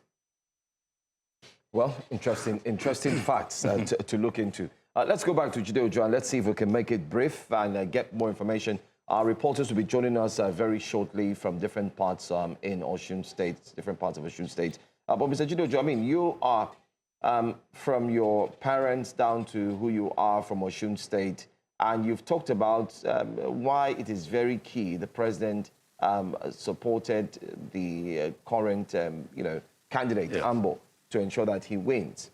But there's another aspect that nobody is talking about in Osun State. People have said that Osun State, they're very, very alert and they're very deep when it comes to politics. Do you think that the people will be out tomorrow to engage in their civil society and civil duty, rather? And do you think that tomorrow will actually prove that same point concerning the people of Osun State, that they are not easily bought? They know what they want and they go for it. I hope so. I can only hope. I do not have all the aces. I gather that 31 Deputy Inspector General of Police and 30 Commissioner of Police have been deployed by the police authority, aside from the 15,000 personnel that the Nigerian police has deployed. Likewise, Civil Defense has deployed over 10,000. INEC has deployed 7 national commissioners and 15, 7 national commissioners and 15 resident electoral commissioners. I hope it will not be a case of too many cooks spoils the broth. But if it's to ensure the ballot integrity, to ensure peaceful election, I'm all for it. The most important thing is that all democratic institutions that have converged in Osun must learn to play by the rules. In the lead up to this election, we have seen that the institution of democracy have not entirely played by the rules. We've had the judiciary giving last-minute decision as late as July 22nd for INEC to put someone on the ballot paper, thereby necessitating the reproduction of millions of ballot papers. We've seen lopsided arrest of perpetrators of violence. I've asked myself if what Senator Francis Wanderers said had been said by the opposition element from any of the other 14 candidates, would that person have slept in Osun that same day? But you saw the way police invited him. He walked in, even with media, granting media interviews, saying that he was speaking metaphorically. I am a Yoruba person. I knew he was not being metaphorical. He laid the foundation to what he said. He said he was calling Accord people party of jaundice and yellow fever, and that they have been killing his people, and that there should be retaliation, and that he doesn't mind being recorded, being filmed. He doesn't want to see any Accord person from that day, August 11th, to the election day. So how can you now be saying you were quoted out of context? You were only saying that you should kill them with votes. How do you put that, kill them with votes? How do you kill people with votes? But you can see the uneven-handedness. You have arrested 62 chieftains of Accord Party, but the one that is even blatant, you could not arrest him. You have to invite him and let him go. And now, there is also a couple of other people who have issued videos where incendiary statements have been made. None of them have been arrested. So you can see that even in the lead up to this election, the security agencies have not been very even-handed. There have been attempts to even deregister Accord Party ahead of this election. I hope you know that. That was the first technical knockout they tried to achieve. Those who were opposed to Adeleke, who wants to remove it. They listed Accord Party among the 5 opposition parties to be deregistered. If not for the Court of Appeal that overturned the Justice Peter Lifu's Jankara judgment of June 15, 2026, perhaps Adeleke will not even be contesting tomorrow's election. So all manner of shenanigans have been at play. And I just hope that everybody will behave themselves tomorrow. I'm not a supporter of any of the candidates. I'm not a partisan person. I do not hold card of any of the 22 political parties. But I've worked in this ecosystem for over 2 decades. And I do know when there is a premeditated attempt to orchestrate a stage-managed victory for a particular candidate out of a contest. I know one when I see it. And obviously, it's going to be only a miracle that will save Ademola Adeleke tomorrow. Because the arsenal that have been amassed against his person and against his party, including even causing division within the party. You saw yesterday that the so-called national national chairman or the presidential candidate of the Accord Party came out at APC rally to say they are throwing their weight behind the APC candidate with all his own faction of executive. So we went to see how this will pan out tomorrow, but I hope there will be no more bloodshed because enough has been shed already. All right. Thank you very much. Very interesting. I believe my final question to Edo is, how significant is voter apathy or enthusiasm in tomorrow's elections? Would he be a determining factor in who wins the elections? Well, voter apathy is also a factor, whether you like it or not, because you need the voters' vote to put somebody to victory. If you have apathy wherever you have voters, then what votes would you count? But looking at the background, the build-up towards this elections. Well, some people will be afraid, as like what we be discussing about somebody, making such a statement. How would you expect somebody to come out when you say if you see any Accord person, kill him or kill them? Then if you are wearing an Accord, or if you are a known Accord supporter, then you'll be afraid to get close to wherever the ballot is, because you don't know whether you will have your life going to the polling unit and then not having your life intact, coming back home. So that also might create that fear in them and also contribute to a high level of voter apathy. But I hope it doesn't.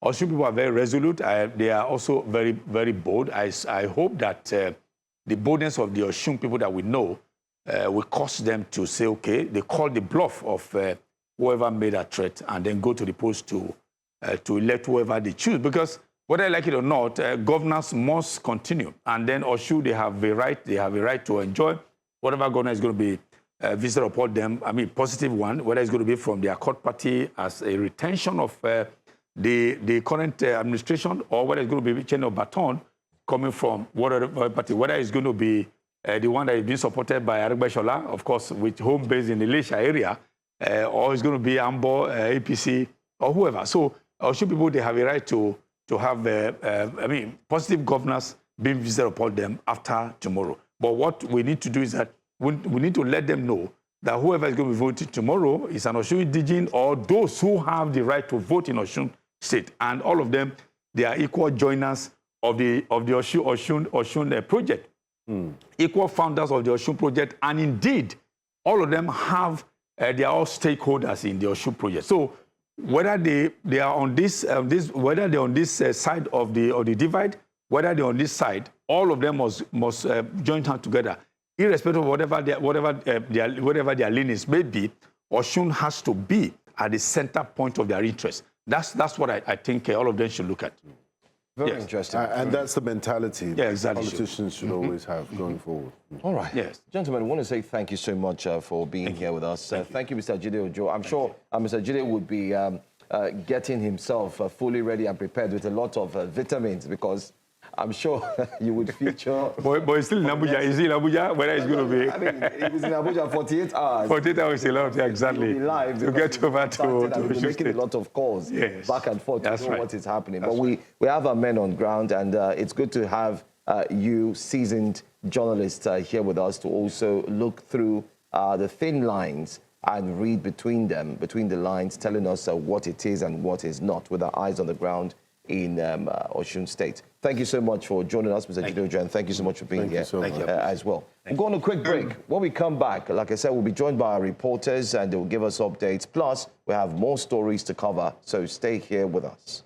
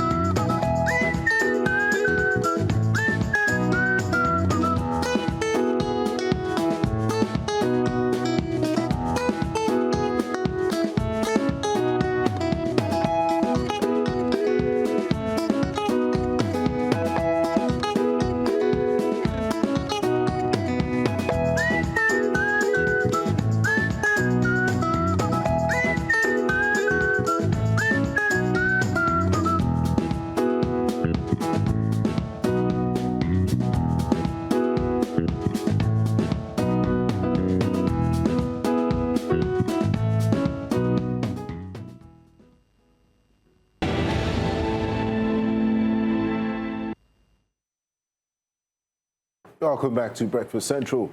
Traffic lights are essential in controlling the movement of vehicles and helping in reducing congestion on major roads. But in many parts of the Federal Capital Territory, Abuja, commercial taxi drivers and motorcycle riders consistently breach traffic regulations. News Central's correspondent Chisom Okafor was on the streets of Abuja and brings us more details.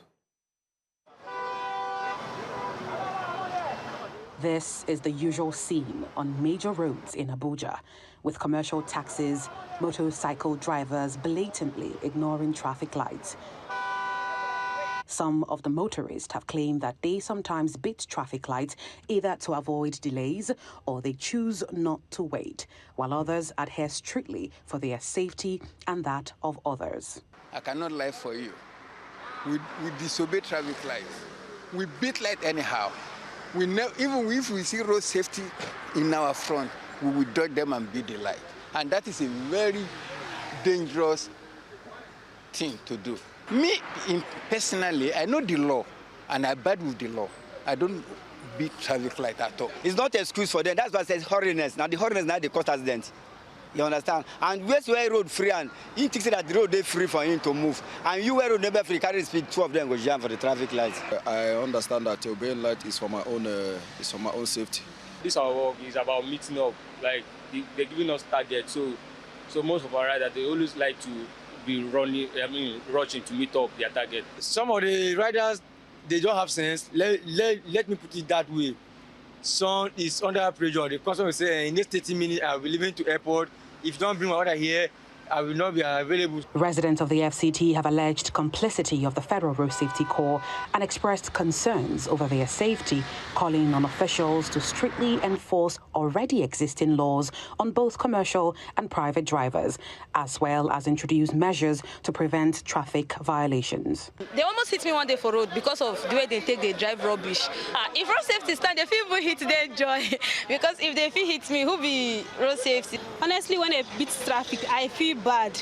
For not just for anything, but it's for the sake of our lives, we in the vehicles. So yes, they should find them and arrest them. It's just getting arrested, let them pay a fine. Abuja is becoming a very busy city, and they have to be checked. I think they know that road safety don't go after them because, of course, they cannot give them money. Forgive me, but everyone knows that most times when they go after luxurious-looking vehicles so that they can get hand-me-downs or something like that. Taxi drivers and dispatch riders also blame malfunctioning traffic lights and lack of traffic officials for their non-adherence to traffic rules. Some of the traffic lights are not working. You can see that if it rains, everything will just go off. The traffic light is not functioning. And in the daytime, instead of them to attach with MTD police, those traffic department time, to attach with police, if the traffic off, they will take over immediately. You will not see them. If you get to Diamond Junction, and that is Ademola Adetokunbo, you discover that when you are coming from a secretariat, this side is not working. So why the other three?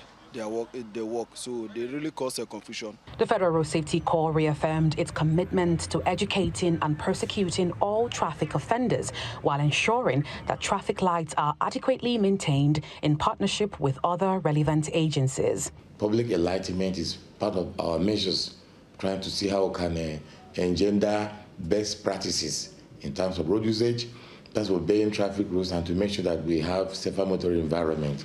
So prosecution can come in many dimensions. We could set up what we call a mobile court, which we do in collaboration with the Federal Ministry of Justice.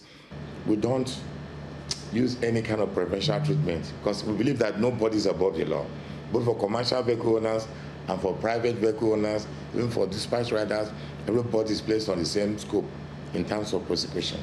Those traffic lights, yes, some of them are programmed and they don't work the way they're supposed to work. So road safety do what we call routine and profiling of some of these components. And when we see some that have some gaps, we now do our recommendation of what should be done to the Federal Ministry of Works, as the case may be. The road safety, they are trying their best, just as you are here today now. Some of them, they come to the park like this to lecture the drivers, tell them about the traffic light, the danger in it, how they will drive. Out of 10 taxi drivers, 9 of them will be traffic lights. No one want to wait.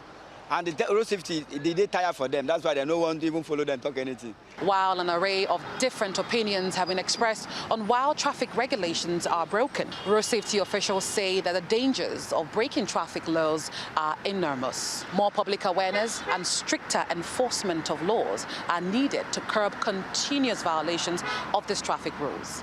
In Abuja, for News Central, Chisom Okafor. The House of Representatives has demanded urgent action over prolonged gas seepage in Ebonyi community in Rivers State, an oil spill affecting the Odidi Federated Community in Delta State. The demand followed an engagement with regulators and representatives of the affected communities who raised concerns over the environmental, health and livelihood impacts of the incident. News Central's Edong Joseph reports. For months, residents of Ebonyi community in Degima local government area of Rivers State have lived with persistent gas seeping from their environment, raising concerns over their health, water sources, and livelihoods. If you come to Ebonyi today, our natural source of this thing, drinking water, which is the dugout wells, is fully contaminated. All the wells are bubbling. The air is fouled, and as we speak, we have children that have started developing different kinds of rashes on their skin. The situation, which began in November 2025, has lasted for about 9 months without a permanent solution, with the National Oil Spill Detection and Response Agency confirming the presence of multiple seepages at different locations in Ebonyi. So what is happening at Bile is multi-point subsurface gas bubbling, which we have confirmed at the government primary secondary school playground. And of course, the school has been abandoned. And at the site, there are monopumps and wells. The chairman of the House Committee on South-South Development Commission also raised concerns over the safety and protection of the host community, calling for urgent intervention to address the situation. So it's relocating people of Bile not part of all the agendas you've mentioned. That, okay, now that Bile is, these things are like this, we'll put a temporary place to move them to. Beyond Bile, the committee also considered the oil spill affecting Odidi Federated Community in Delta State, which it says has reportedly lasted for more than 5 months. In this case of Odidi, it is over 13,000. 13,000 milligram per gram of the soil, the sediment in that place is being impacted. That's what the people are facing. Representatives of Bile and Odidi community say that despite the South-South region's significant contribution to the nation's economy, their livelihoods continue to suffer from environmental degradation, calling for urgent action to address the emission and contain the spill. In Abuja for News Central, Idong Joseph.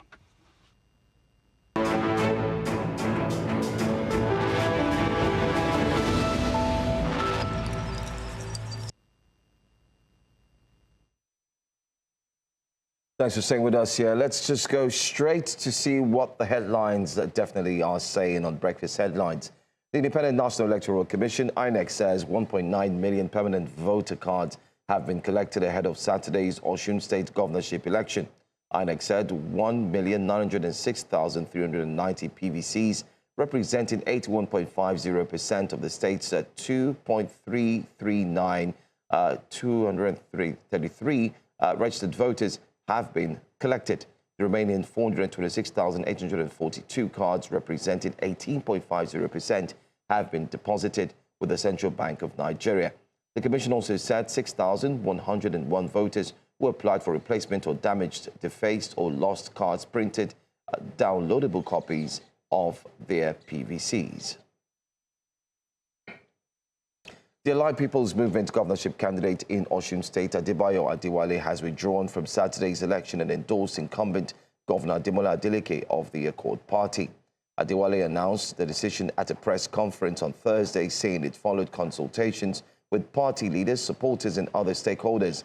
He urged APM members and his supporters across the state to vote for Adeleke.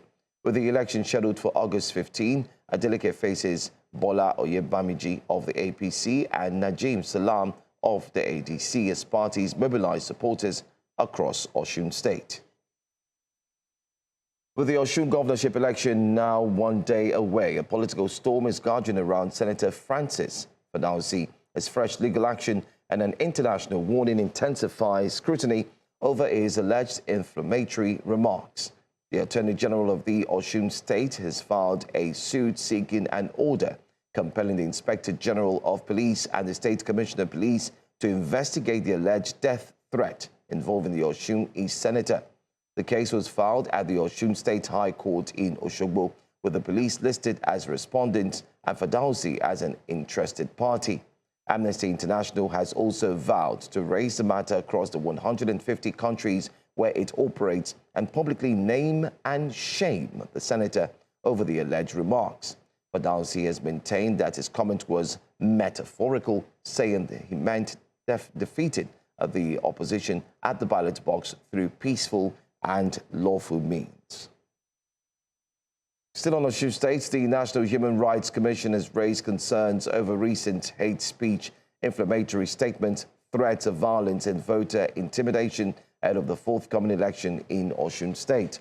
Addressing newsmen in Abuja, the Executive Secretary of the Commission, Tony Ojukwu, specifically called on the Inspector General of Police to investigate Sheikh Sani Jingere over statements attributed to him, while urging relevant security agencies to carry out their constitutional duties. He says that the Commission has established an election human rights situation room providing a platform for citizens to report hate speech, threats, vote intimidation, and other human rights violations. As at today, the Commission has written to the Inspector General of Police, it has written to the Director SSS, it has written to the National Security Advisor, it has written to the Attorney General of the Federation to rein in these people and call them to order and prosecute them.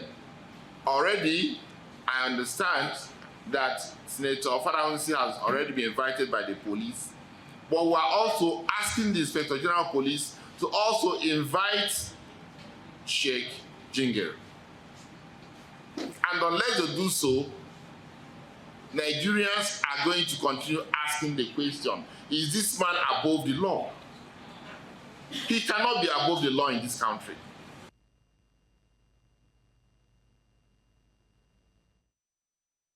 Oyo State Governor and Allied People's Movement presidential candidate Seyi Makinde has unveiled former DSS Director General Lawal Daura as his running mate for the 2027 presidential election.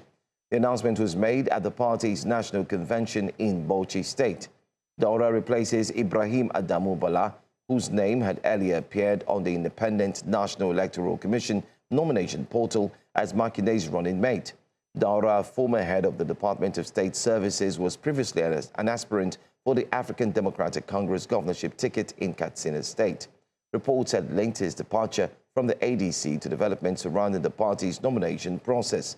The latest change gives the APM a new South-North combination as preparations for the 2027 polls continue.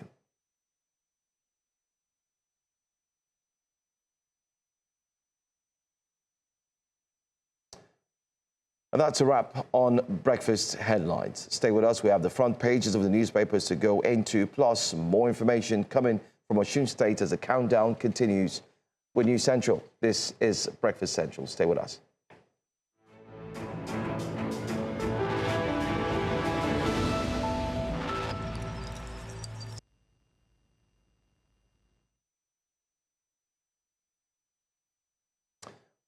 Thanks so much for staying with us here on Breakfast Central. Away from Breakfast Headlines, let's take a trip out of Nigeria for a moment and check out what's happening. Yesterday, we brought to you updates concerning the elections holding down in Zambia as well. Our correspondent was on ground, Bengali Siziba. This morning, we're trying to establish connection with her and see if we can get an update. Good morning to you, Bongani, and thank you so much for joining us. What's the latest update? A very good morning to you. It's a bit calm this morning here in Zambia. The country has concluded its highly anticipated elections that we saw yesterday. And the contest is between President Hakainde Hichilema of the UPND party and Brian Mudubile of the Tonse Alliance. That has been incredibly tight. And as we speak, results are starting to trickle in. And it's clear, Benga, that this election is closely contested. And of course, according to the latest figures that are circulating in especially Copper Belt, a stronghold for the opposition, these results have swung heavily in favor of the opposition, that is Brian Mudubile. But while the ruling party also is performing very well in its traditional strongholds, so the question that has been asked is what is the factor that is going to determine the winner? Maybe just to understand this, let's take a closer look of their manifestos, especially from President Hakainde Hichilema, where he promised citizens of a continuation of economic development policies, which have seen significant investment, we must say, in the sectors such as agriculture and infrastructure. But however, also the opposition has accused him of failing to address key issues such as poverty, inequality. And on the other hand, the opposition has also promised more inclusive and equitable society. Their manifesto also highlighted issues such as education, health, job creation. So it remains to be seen how the votes for yesterday will translate into. But I have some people with me here, just citizens, to speak to them about how they think the votes went, and them as citizens, what are they looking forward to? What kind of Zambia are they looking forward to? Good morning, sir, and thank you for joining us at News Central. You voted yesterday. Yes, we voted. And who did you vote for? Just to put you on the spotlight. And also, what are you voting for as a Zambian? We want to, because we want Zambia to be developed. Yeah, that's why we're voting for. We want to, the person who can listen to us. Yes, the person who can look at after our problems. Yes. But so far, what challenges are Zambians facing? The challenges, but especially economy, it's very difficult, especially as we don't work a good job. So now to feed our children, it's very hard. Yes, that's why we want to change. Maybe we can find someone who can listen to us. Then we can work with us together as a youth. Yes. So are you saying that the current leadership has not done what they promised? Because in my part, I haven't seen anything yet. In someone's part, but in my part, I can say I haven't seen the change. Because the problem, same problem. Because they told us to work hard, but we are trying to work hard. Yeah, but they changed. Yeah. So there's some of the views of the youths, some who spoke to me off camera, also saying that the Zambia that they are expecting, or the Zambia that the president or the current government promised them, is not what they are seeing. But also there are those that are saying that the current government has done so well. And like I said yesterday, that some are saying that 5 years is too little time for a government to come in and make big changes. But however, we continue to monitor what is happening here in Zambia. We've been seeing so far it's 50-50, and we are just hoping that by the end of today we'll have more results that we can speak to. But Zambians voted yesterday and they are now waiting for the results. Much Bongani Siziba for that update. We'll wait for more results, just like you said. And hopefully, in the course of our programming, you'll join us to give us the full coverage, and the results will be out by then.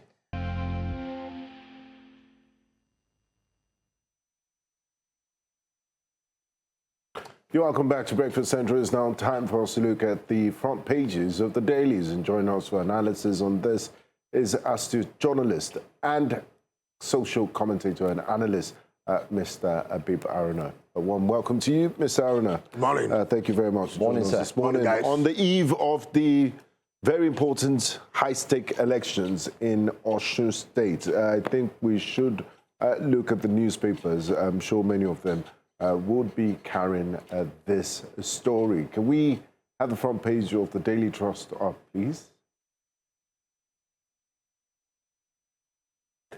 Yes, and as predicted, Osun poll, APC campaign DG's nephew killed, another shot. This is on the eve of the elections, and very, very sad and disturbing story. Also, the front page of the Daily Trust newspapers, how 7 miners in Plateau Pit collapse. Floods destroy houses in Nasarawa and Niger State. Police recover baby stolen from Benue Hospital, arrest suspect. That's a good one there from the police. A man allegedly kills friend over tire cover. What's going on? Nearly half of Nigerian households suffering job losses, says a report.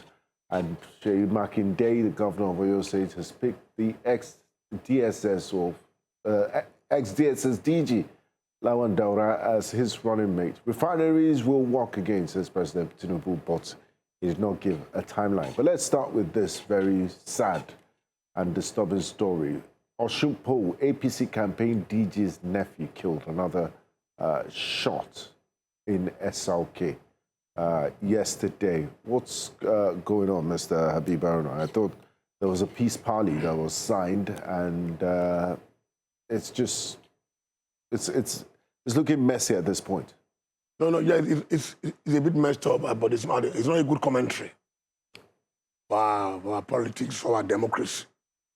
A wave of violence characterize the electioneering in Osun. When we're thinking that politicians should be involved in telling the electorate, the voters, what they have in stock for them, What you've seen is electoral violence, from all the parties, particularly the APC, the Accord Party, and ADC. I don't know why the police have failed to ensure law and order, I mean, the IGP released. I was even told that there are a lot of policemen on the street in every corner of the state, and we still have this violence taking place. Now begin to ask yourself, are we waging a war? Is election not war? Is it not about people campaigning for ideas, telling us what you want to do? Thank you. I like that word, campaigning for ideas. Yes, and telling us your programs. The opposition will tell the electorate alternatives. This is what I want. So what the government is doing, and the government will tell them that this is my scorecard in the last 4 years. That is how it should be. So and we say I stake. Do you think violence and brigandage come from? Your opening remark, you say I stake. I stake for what? What is the big deal in Osun? An agrarian civil servant state? We don't know what is going on. No oil wells. That's not even if it's oil well, must it be a do or die affair?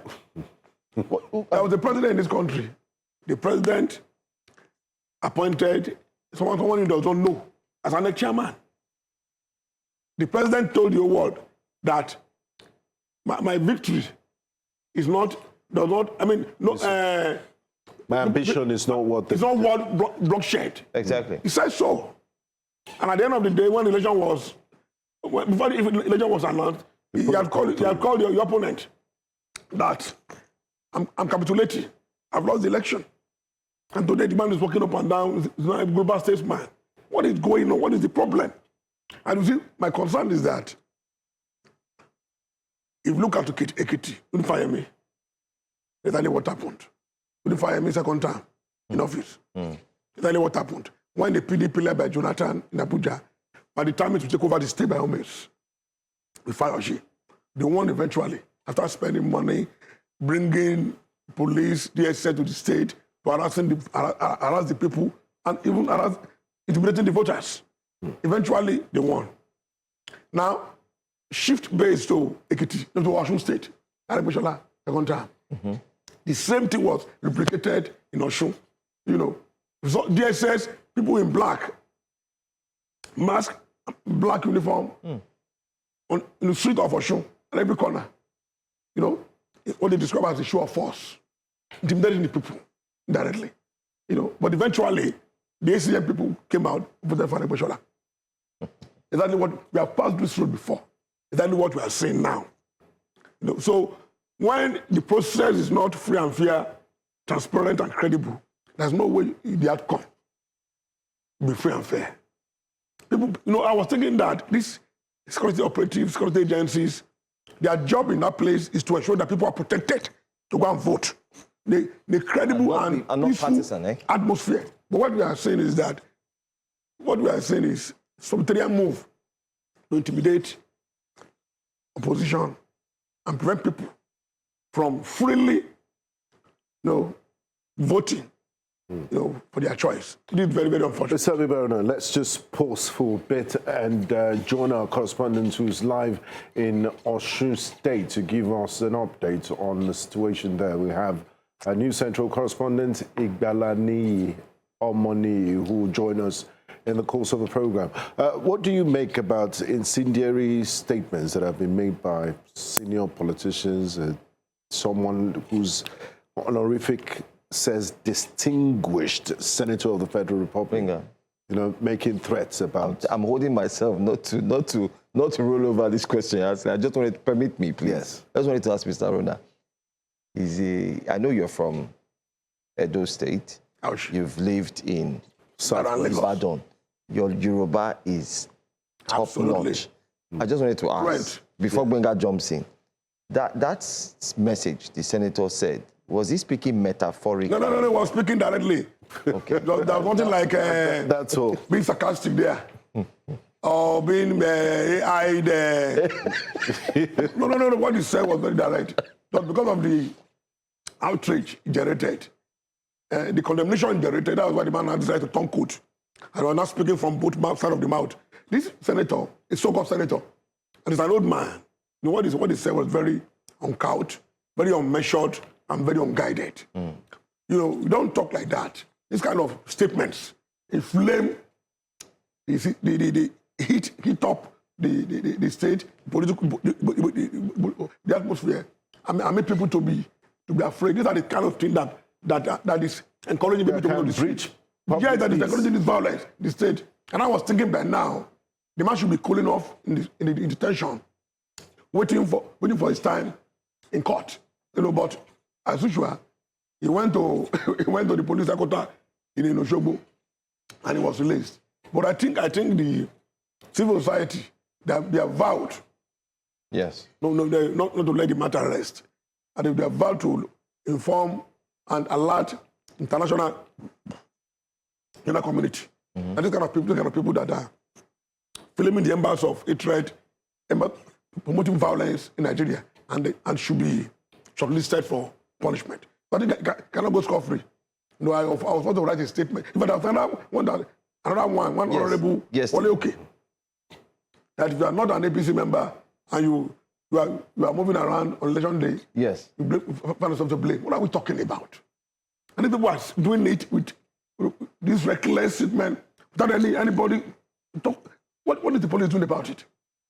You know, and now imagine if this statement were from other parties, what would be the reaction of the police? Right? So I think the political space should be well secured. You know, people that are promoting this violence should be arrested and prosecuted. That's the only way you can prevent this kind of thing from happening in the future. Absolutely. We have our correspondent in standby, Igbalani Omoni. Good morning to you. And please, can you bring us up to speed about your location and build up to tomorrow's elections? What's the atmosphere like in Osogbo?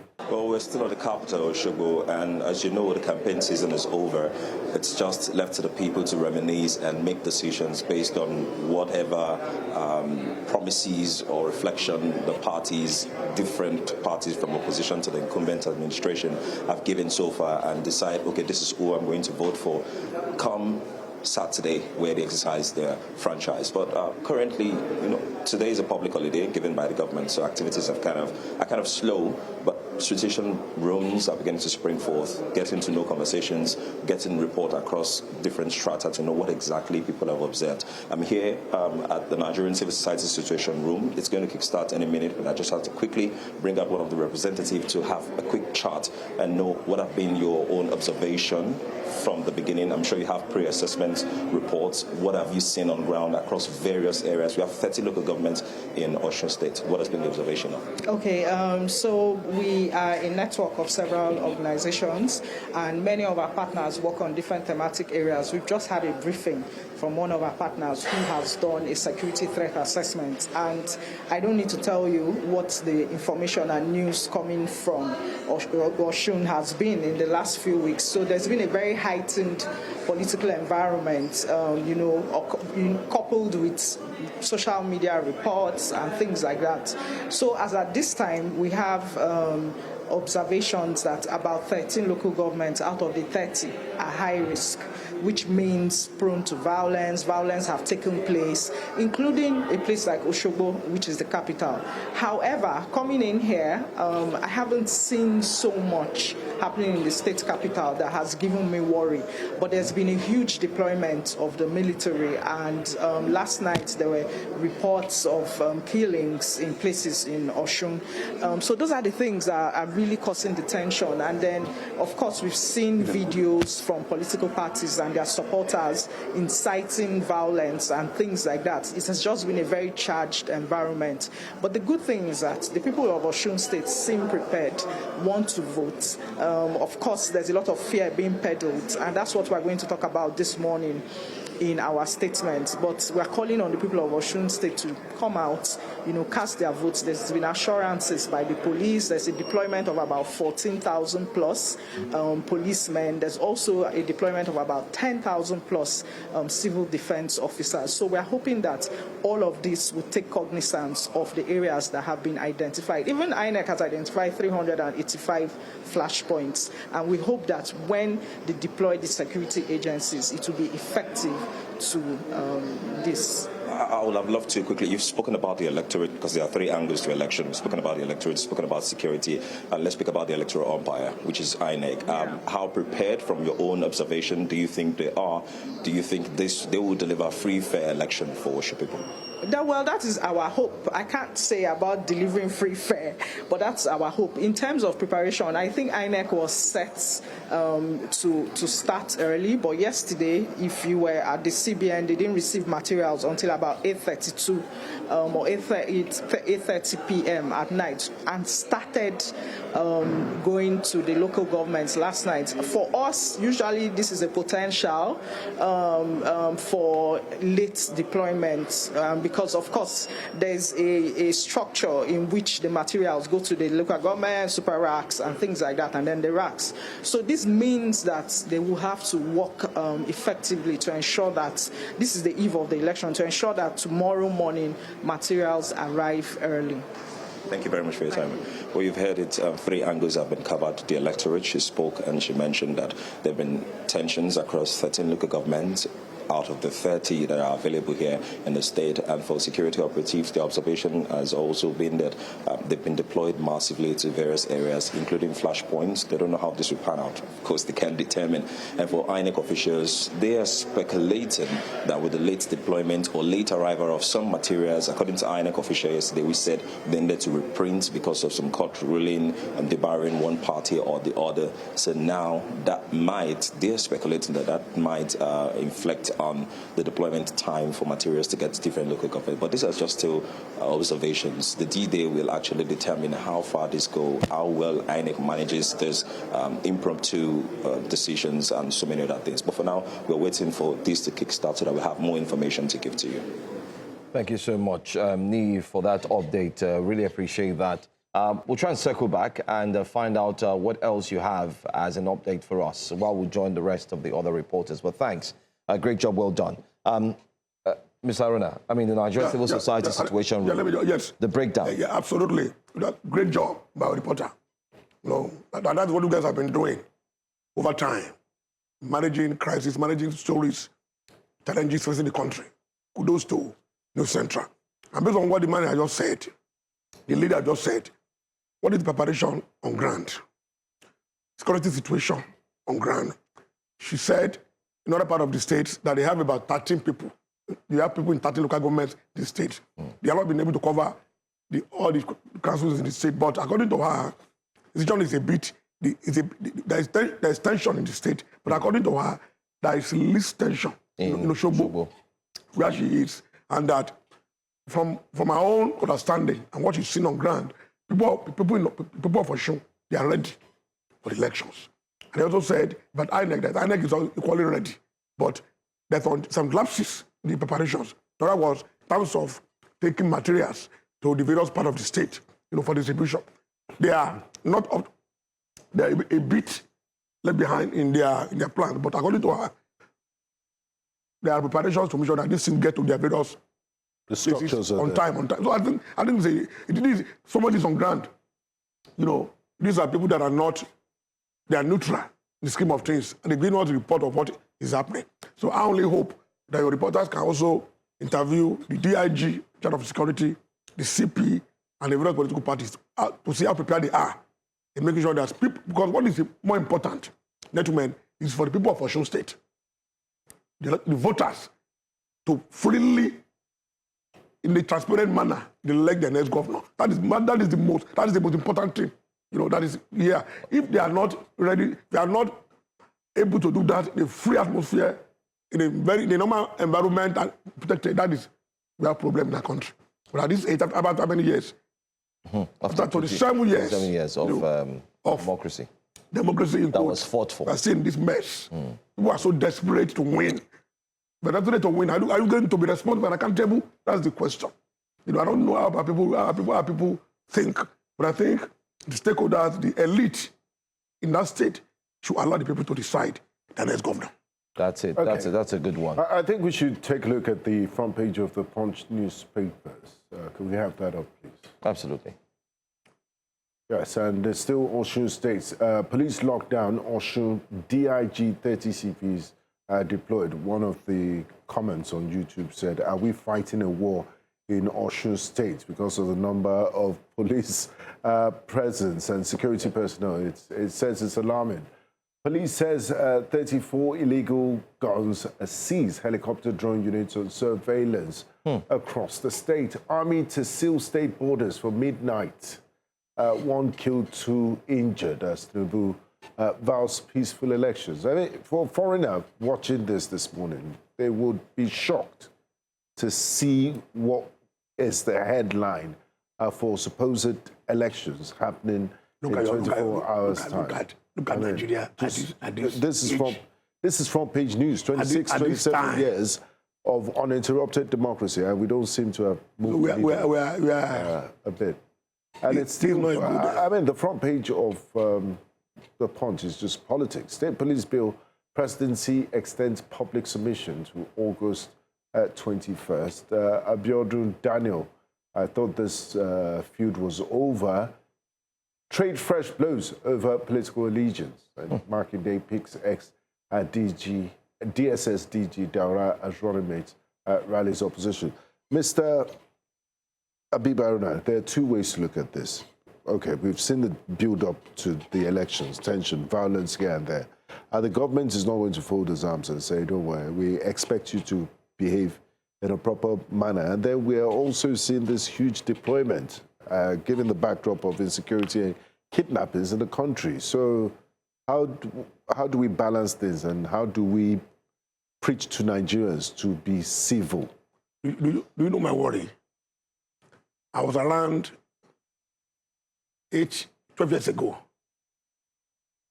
This same thing that we are saying in Osun is what we saw 12 years ago. In the same state? In the same state. There's an election in one state, in one small state, as a consequential. Osun State. If you go to Osun State, you know what I'm saying?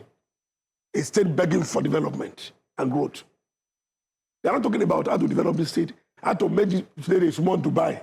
But they want to win the state by all means. They're not talking about this is what the state needs in terms of more schools, primary schools, quality, primary, secondary, even university. I'm not talking about you don't have enough health centers in the state.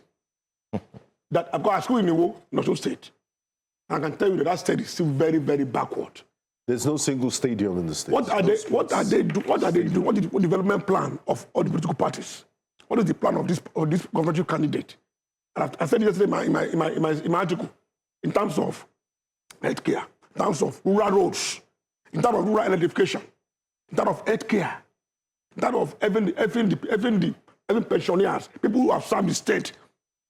They call them the elders, the people that the language they use in the US. People senior citizens. Senior citizens. What are we doing for them? And this man in the state, Adeleke, when they came in, salaries were not paid. Pensions were not paid. The state was in total mess. Was able to clean up the thing. Very popular. Very, very popular. What people are saying is that don't help anybody, don't help any party. Allow us to vote. That's it. Osun is a civil servant state. But because of the stake in it, that is why we are seeing all these things. Look at it. That is how many CPs that they deployed. one DIG, one simple state. Then how many are they going to deploy when we have the right elections, Nigeria? So this is not a good commentary. Capacity. This is a sad commentary for all of us. It is. Yesterday I watched the APC rally. Today,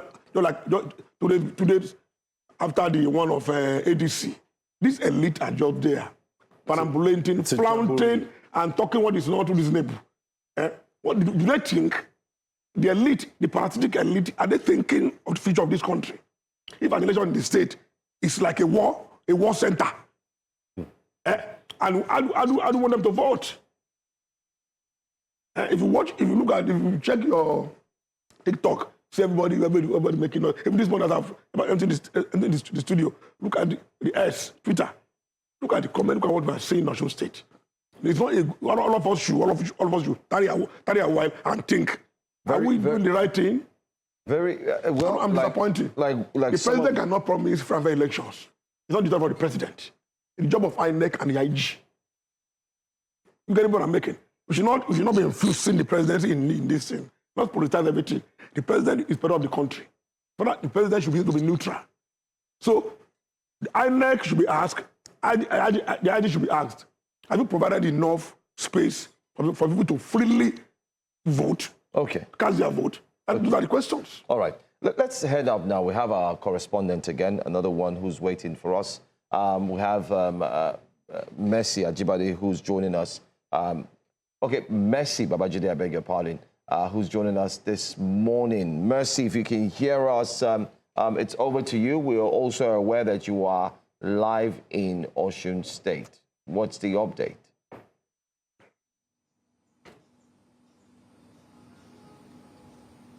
Hello, good morning. We're live in Oshogbo, Osun State. And for Oshogbo this morning at every junction, we have police officers mounted everywhere. But then that's not why we're here. In a bid to check and balance tomorrow's election and, of course, making sure that there's accountability from the people and from the government perspective, Martin Zobono created an app which he would be explaining more on. Good morning, Martins. Good morning, and thanks for having me. Okay, can you share with the citizens of Osun State what your app entails and how to, of course, navigate this app? So first of all, let me give a brief description of what iReport INEC does. INEC is a citizens IREP portal where people can essentially post election results and also post election incidents. iReport INEC was born as a result of the fact that we had a technical glitch on INEC IREF portal, which made citizens get extremely frustrated, having come out to vote, expecting that their votes will be transmitted electronically and that their votes will count during the 2023 presidential elections. But alas, that didn't happen, and INEC claimed that they had a technical glitch which made that results to be transmitted real time. So now we have then created the product called iReport INEC, which is on Play Store, and it is also on Apple Store, and is ready for download.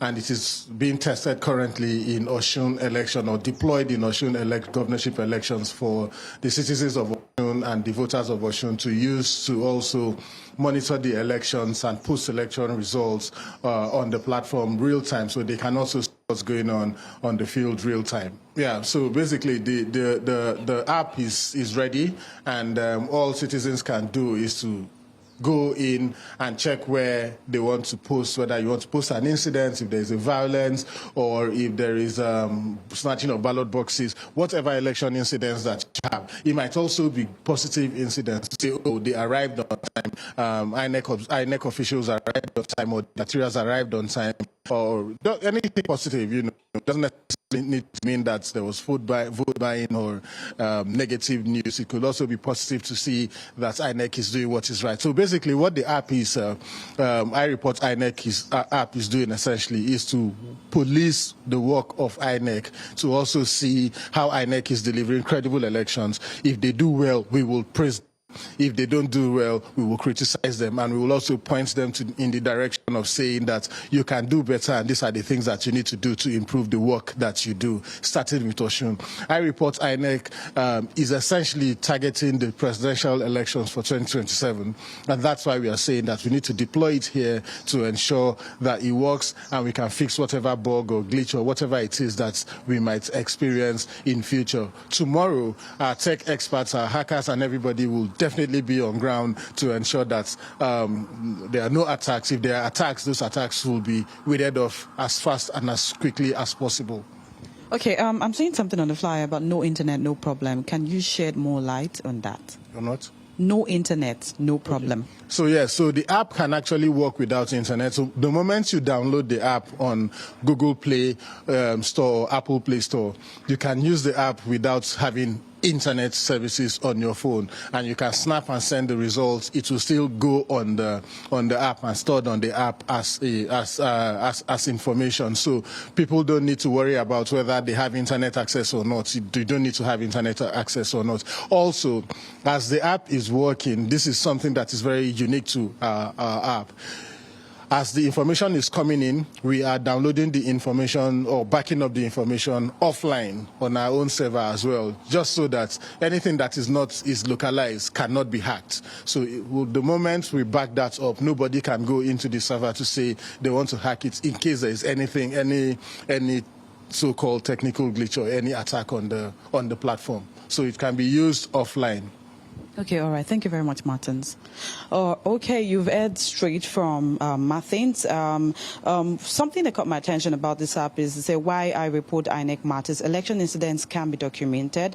Polling unit results can be digitally recorded. Of course, we've had serious issues about digitalization of these said elections, and not just that, the fact that most people complain about, oh, the network is bad, we couldn't upload and all of that. But then iReport, I beg your pardon, is here to, of course, fix that, and they will be deploying that tomorrow. Over to you in the studio.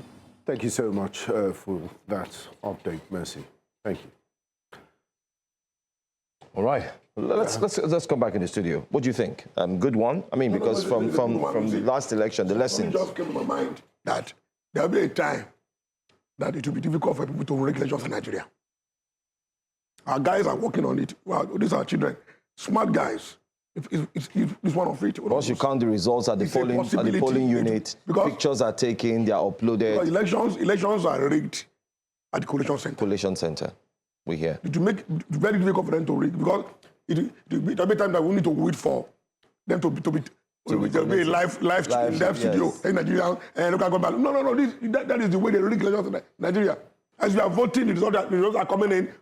We already know the result. But that's what the situation rooms do. I mean, in other countries, take for instance South Africa. They don't wait for INEC. You have the big screens. You have the big screens, and everybody is coming in. In South Africa, we saw it real time, openly. But in Nigeria, we wait for INEC the next day to be on TV and deceive Nigeria with collated results that have been manipulated. I think this is the problem we have. People should be able to vote, monitor it. The collation center results are released. But you don't need to wait for these people to tell you that this is official result. No. That is the way they rig the election. I'm sorry to butt in. I just want to ask again. Yeah. Nigeria has some of the best minds when it comes to infotech, when it comes to fintech. I mean, Nigeria owns a huge percentage of some of the biggest fintech companies that have gotten seedings globally. Yeah. I mean, you talk about so many of them, from the likes of, permit me to mention, we have InterSwitch, you have Flutterwave, MoneyPoint, you named so many of them. And then we have another one, IReport INEC. Are we saying that those in power, including the senators, those who the lawmakers, are in denial of these facts, that we cannot create something that is stronger and will eventually lead to monitoring real-time elections on screen? You see, I've always had this position. Until we have a free and fair elections, until results are not manipulated, until when we know that there will be a winner and a loser, cannot develop this country. Unfortunately, the elite are so selfish and capricious. Even when they know there are better ways of making sure we have free and fair, credible elections, they will not do it. They will go into it because it will affect their interest. So they know all this. So it's for the NGOs and individuals to come up with their own ideas to ensure that we have a credible electoral process in Nigeria. Those are what this man just said in Osun. It's doable. But absolutely, if you are waiting for them in Abuja to do it, I'm sorry, because these people are not interested in a fair election. Because it will affect their own interest. Mr. Ebonyi, we're almost out of time. In 30 seconds, the die is cast. What's your message to the people of Osun State as they... My message is that tomorrow, history is watching. Providence is watching. The police, what I described, the unholy trinity of the ruling party, the police, the electoral body, and judiciary, they should not come into play tomorrow in Osun. Let Osun voters who have the constitutional right, let them go out freely in a peaceful atmosphere to cast their vote. Let them decide the next governor of that state in the next 4 years. On that note, we'll say thank you to you, and we wish all the people of Osun State well as they head to the polls tomorrow. We hope and pray for a violent-free and a very civil exercise tomorrow. I am Benga Bora. It's been a pleasure doing this. And, absolutely. I'm Joe Hansen, and we'll see you again tomorrow. But don't leave. News Central will give you a 24-hour report coverage of the election. Real time. Real time, and other stories as well. We have our men on ground, and we're ready to go at it. Thank you so much. Thank you very much, Mr. My pleasure. And Olive, get well soon. Yeah.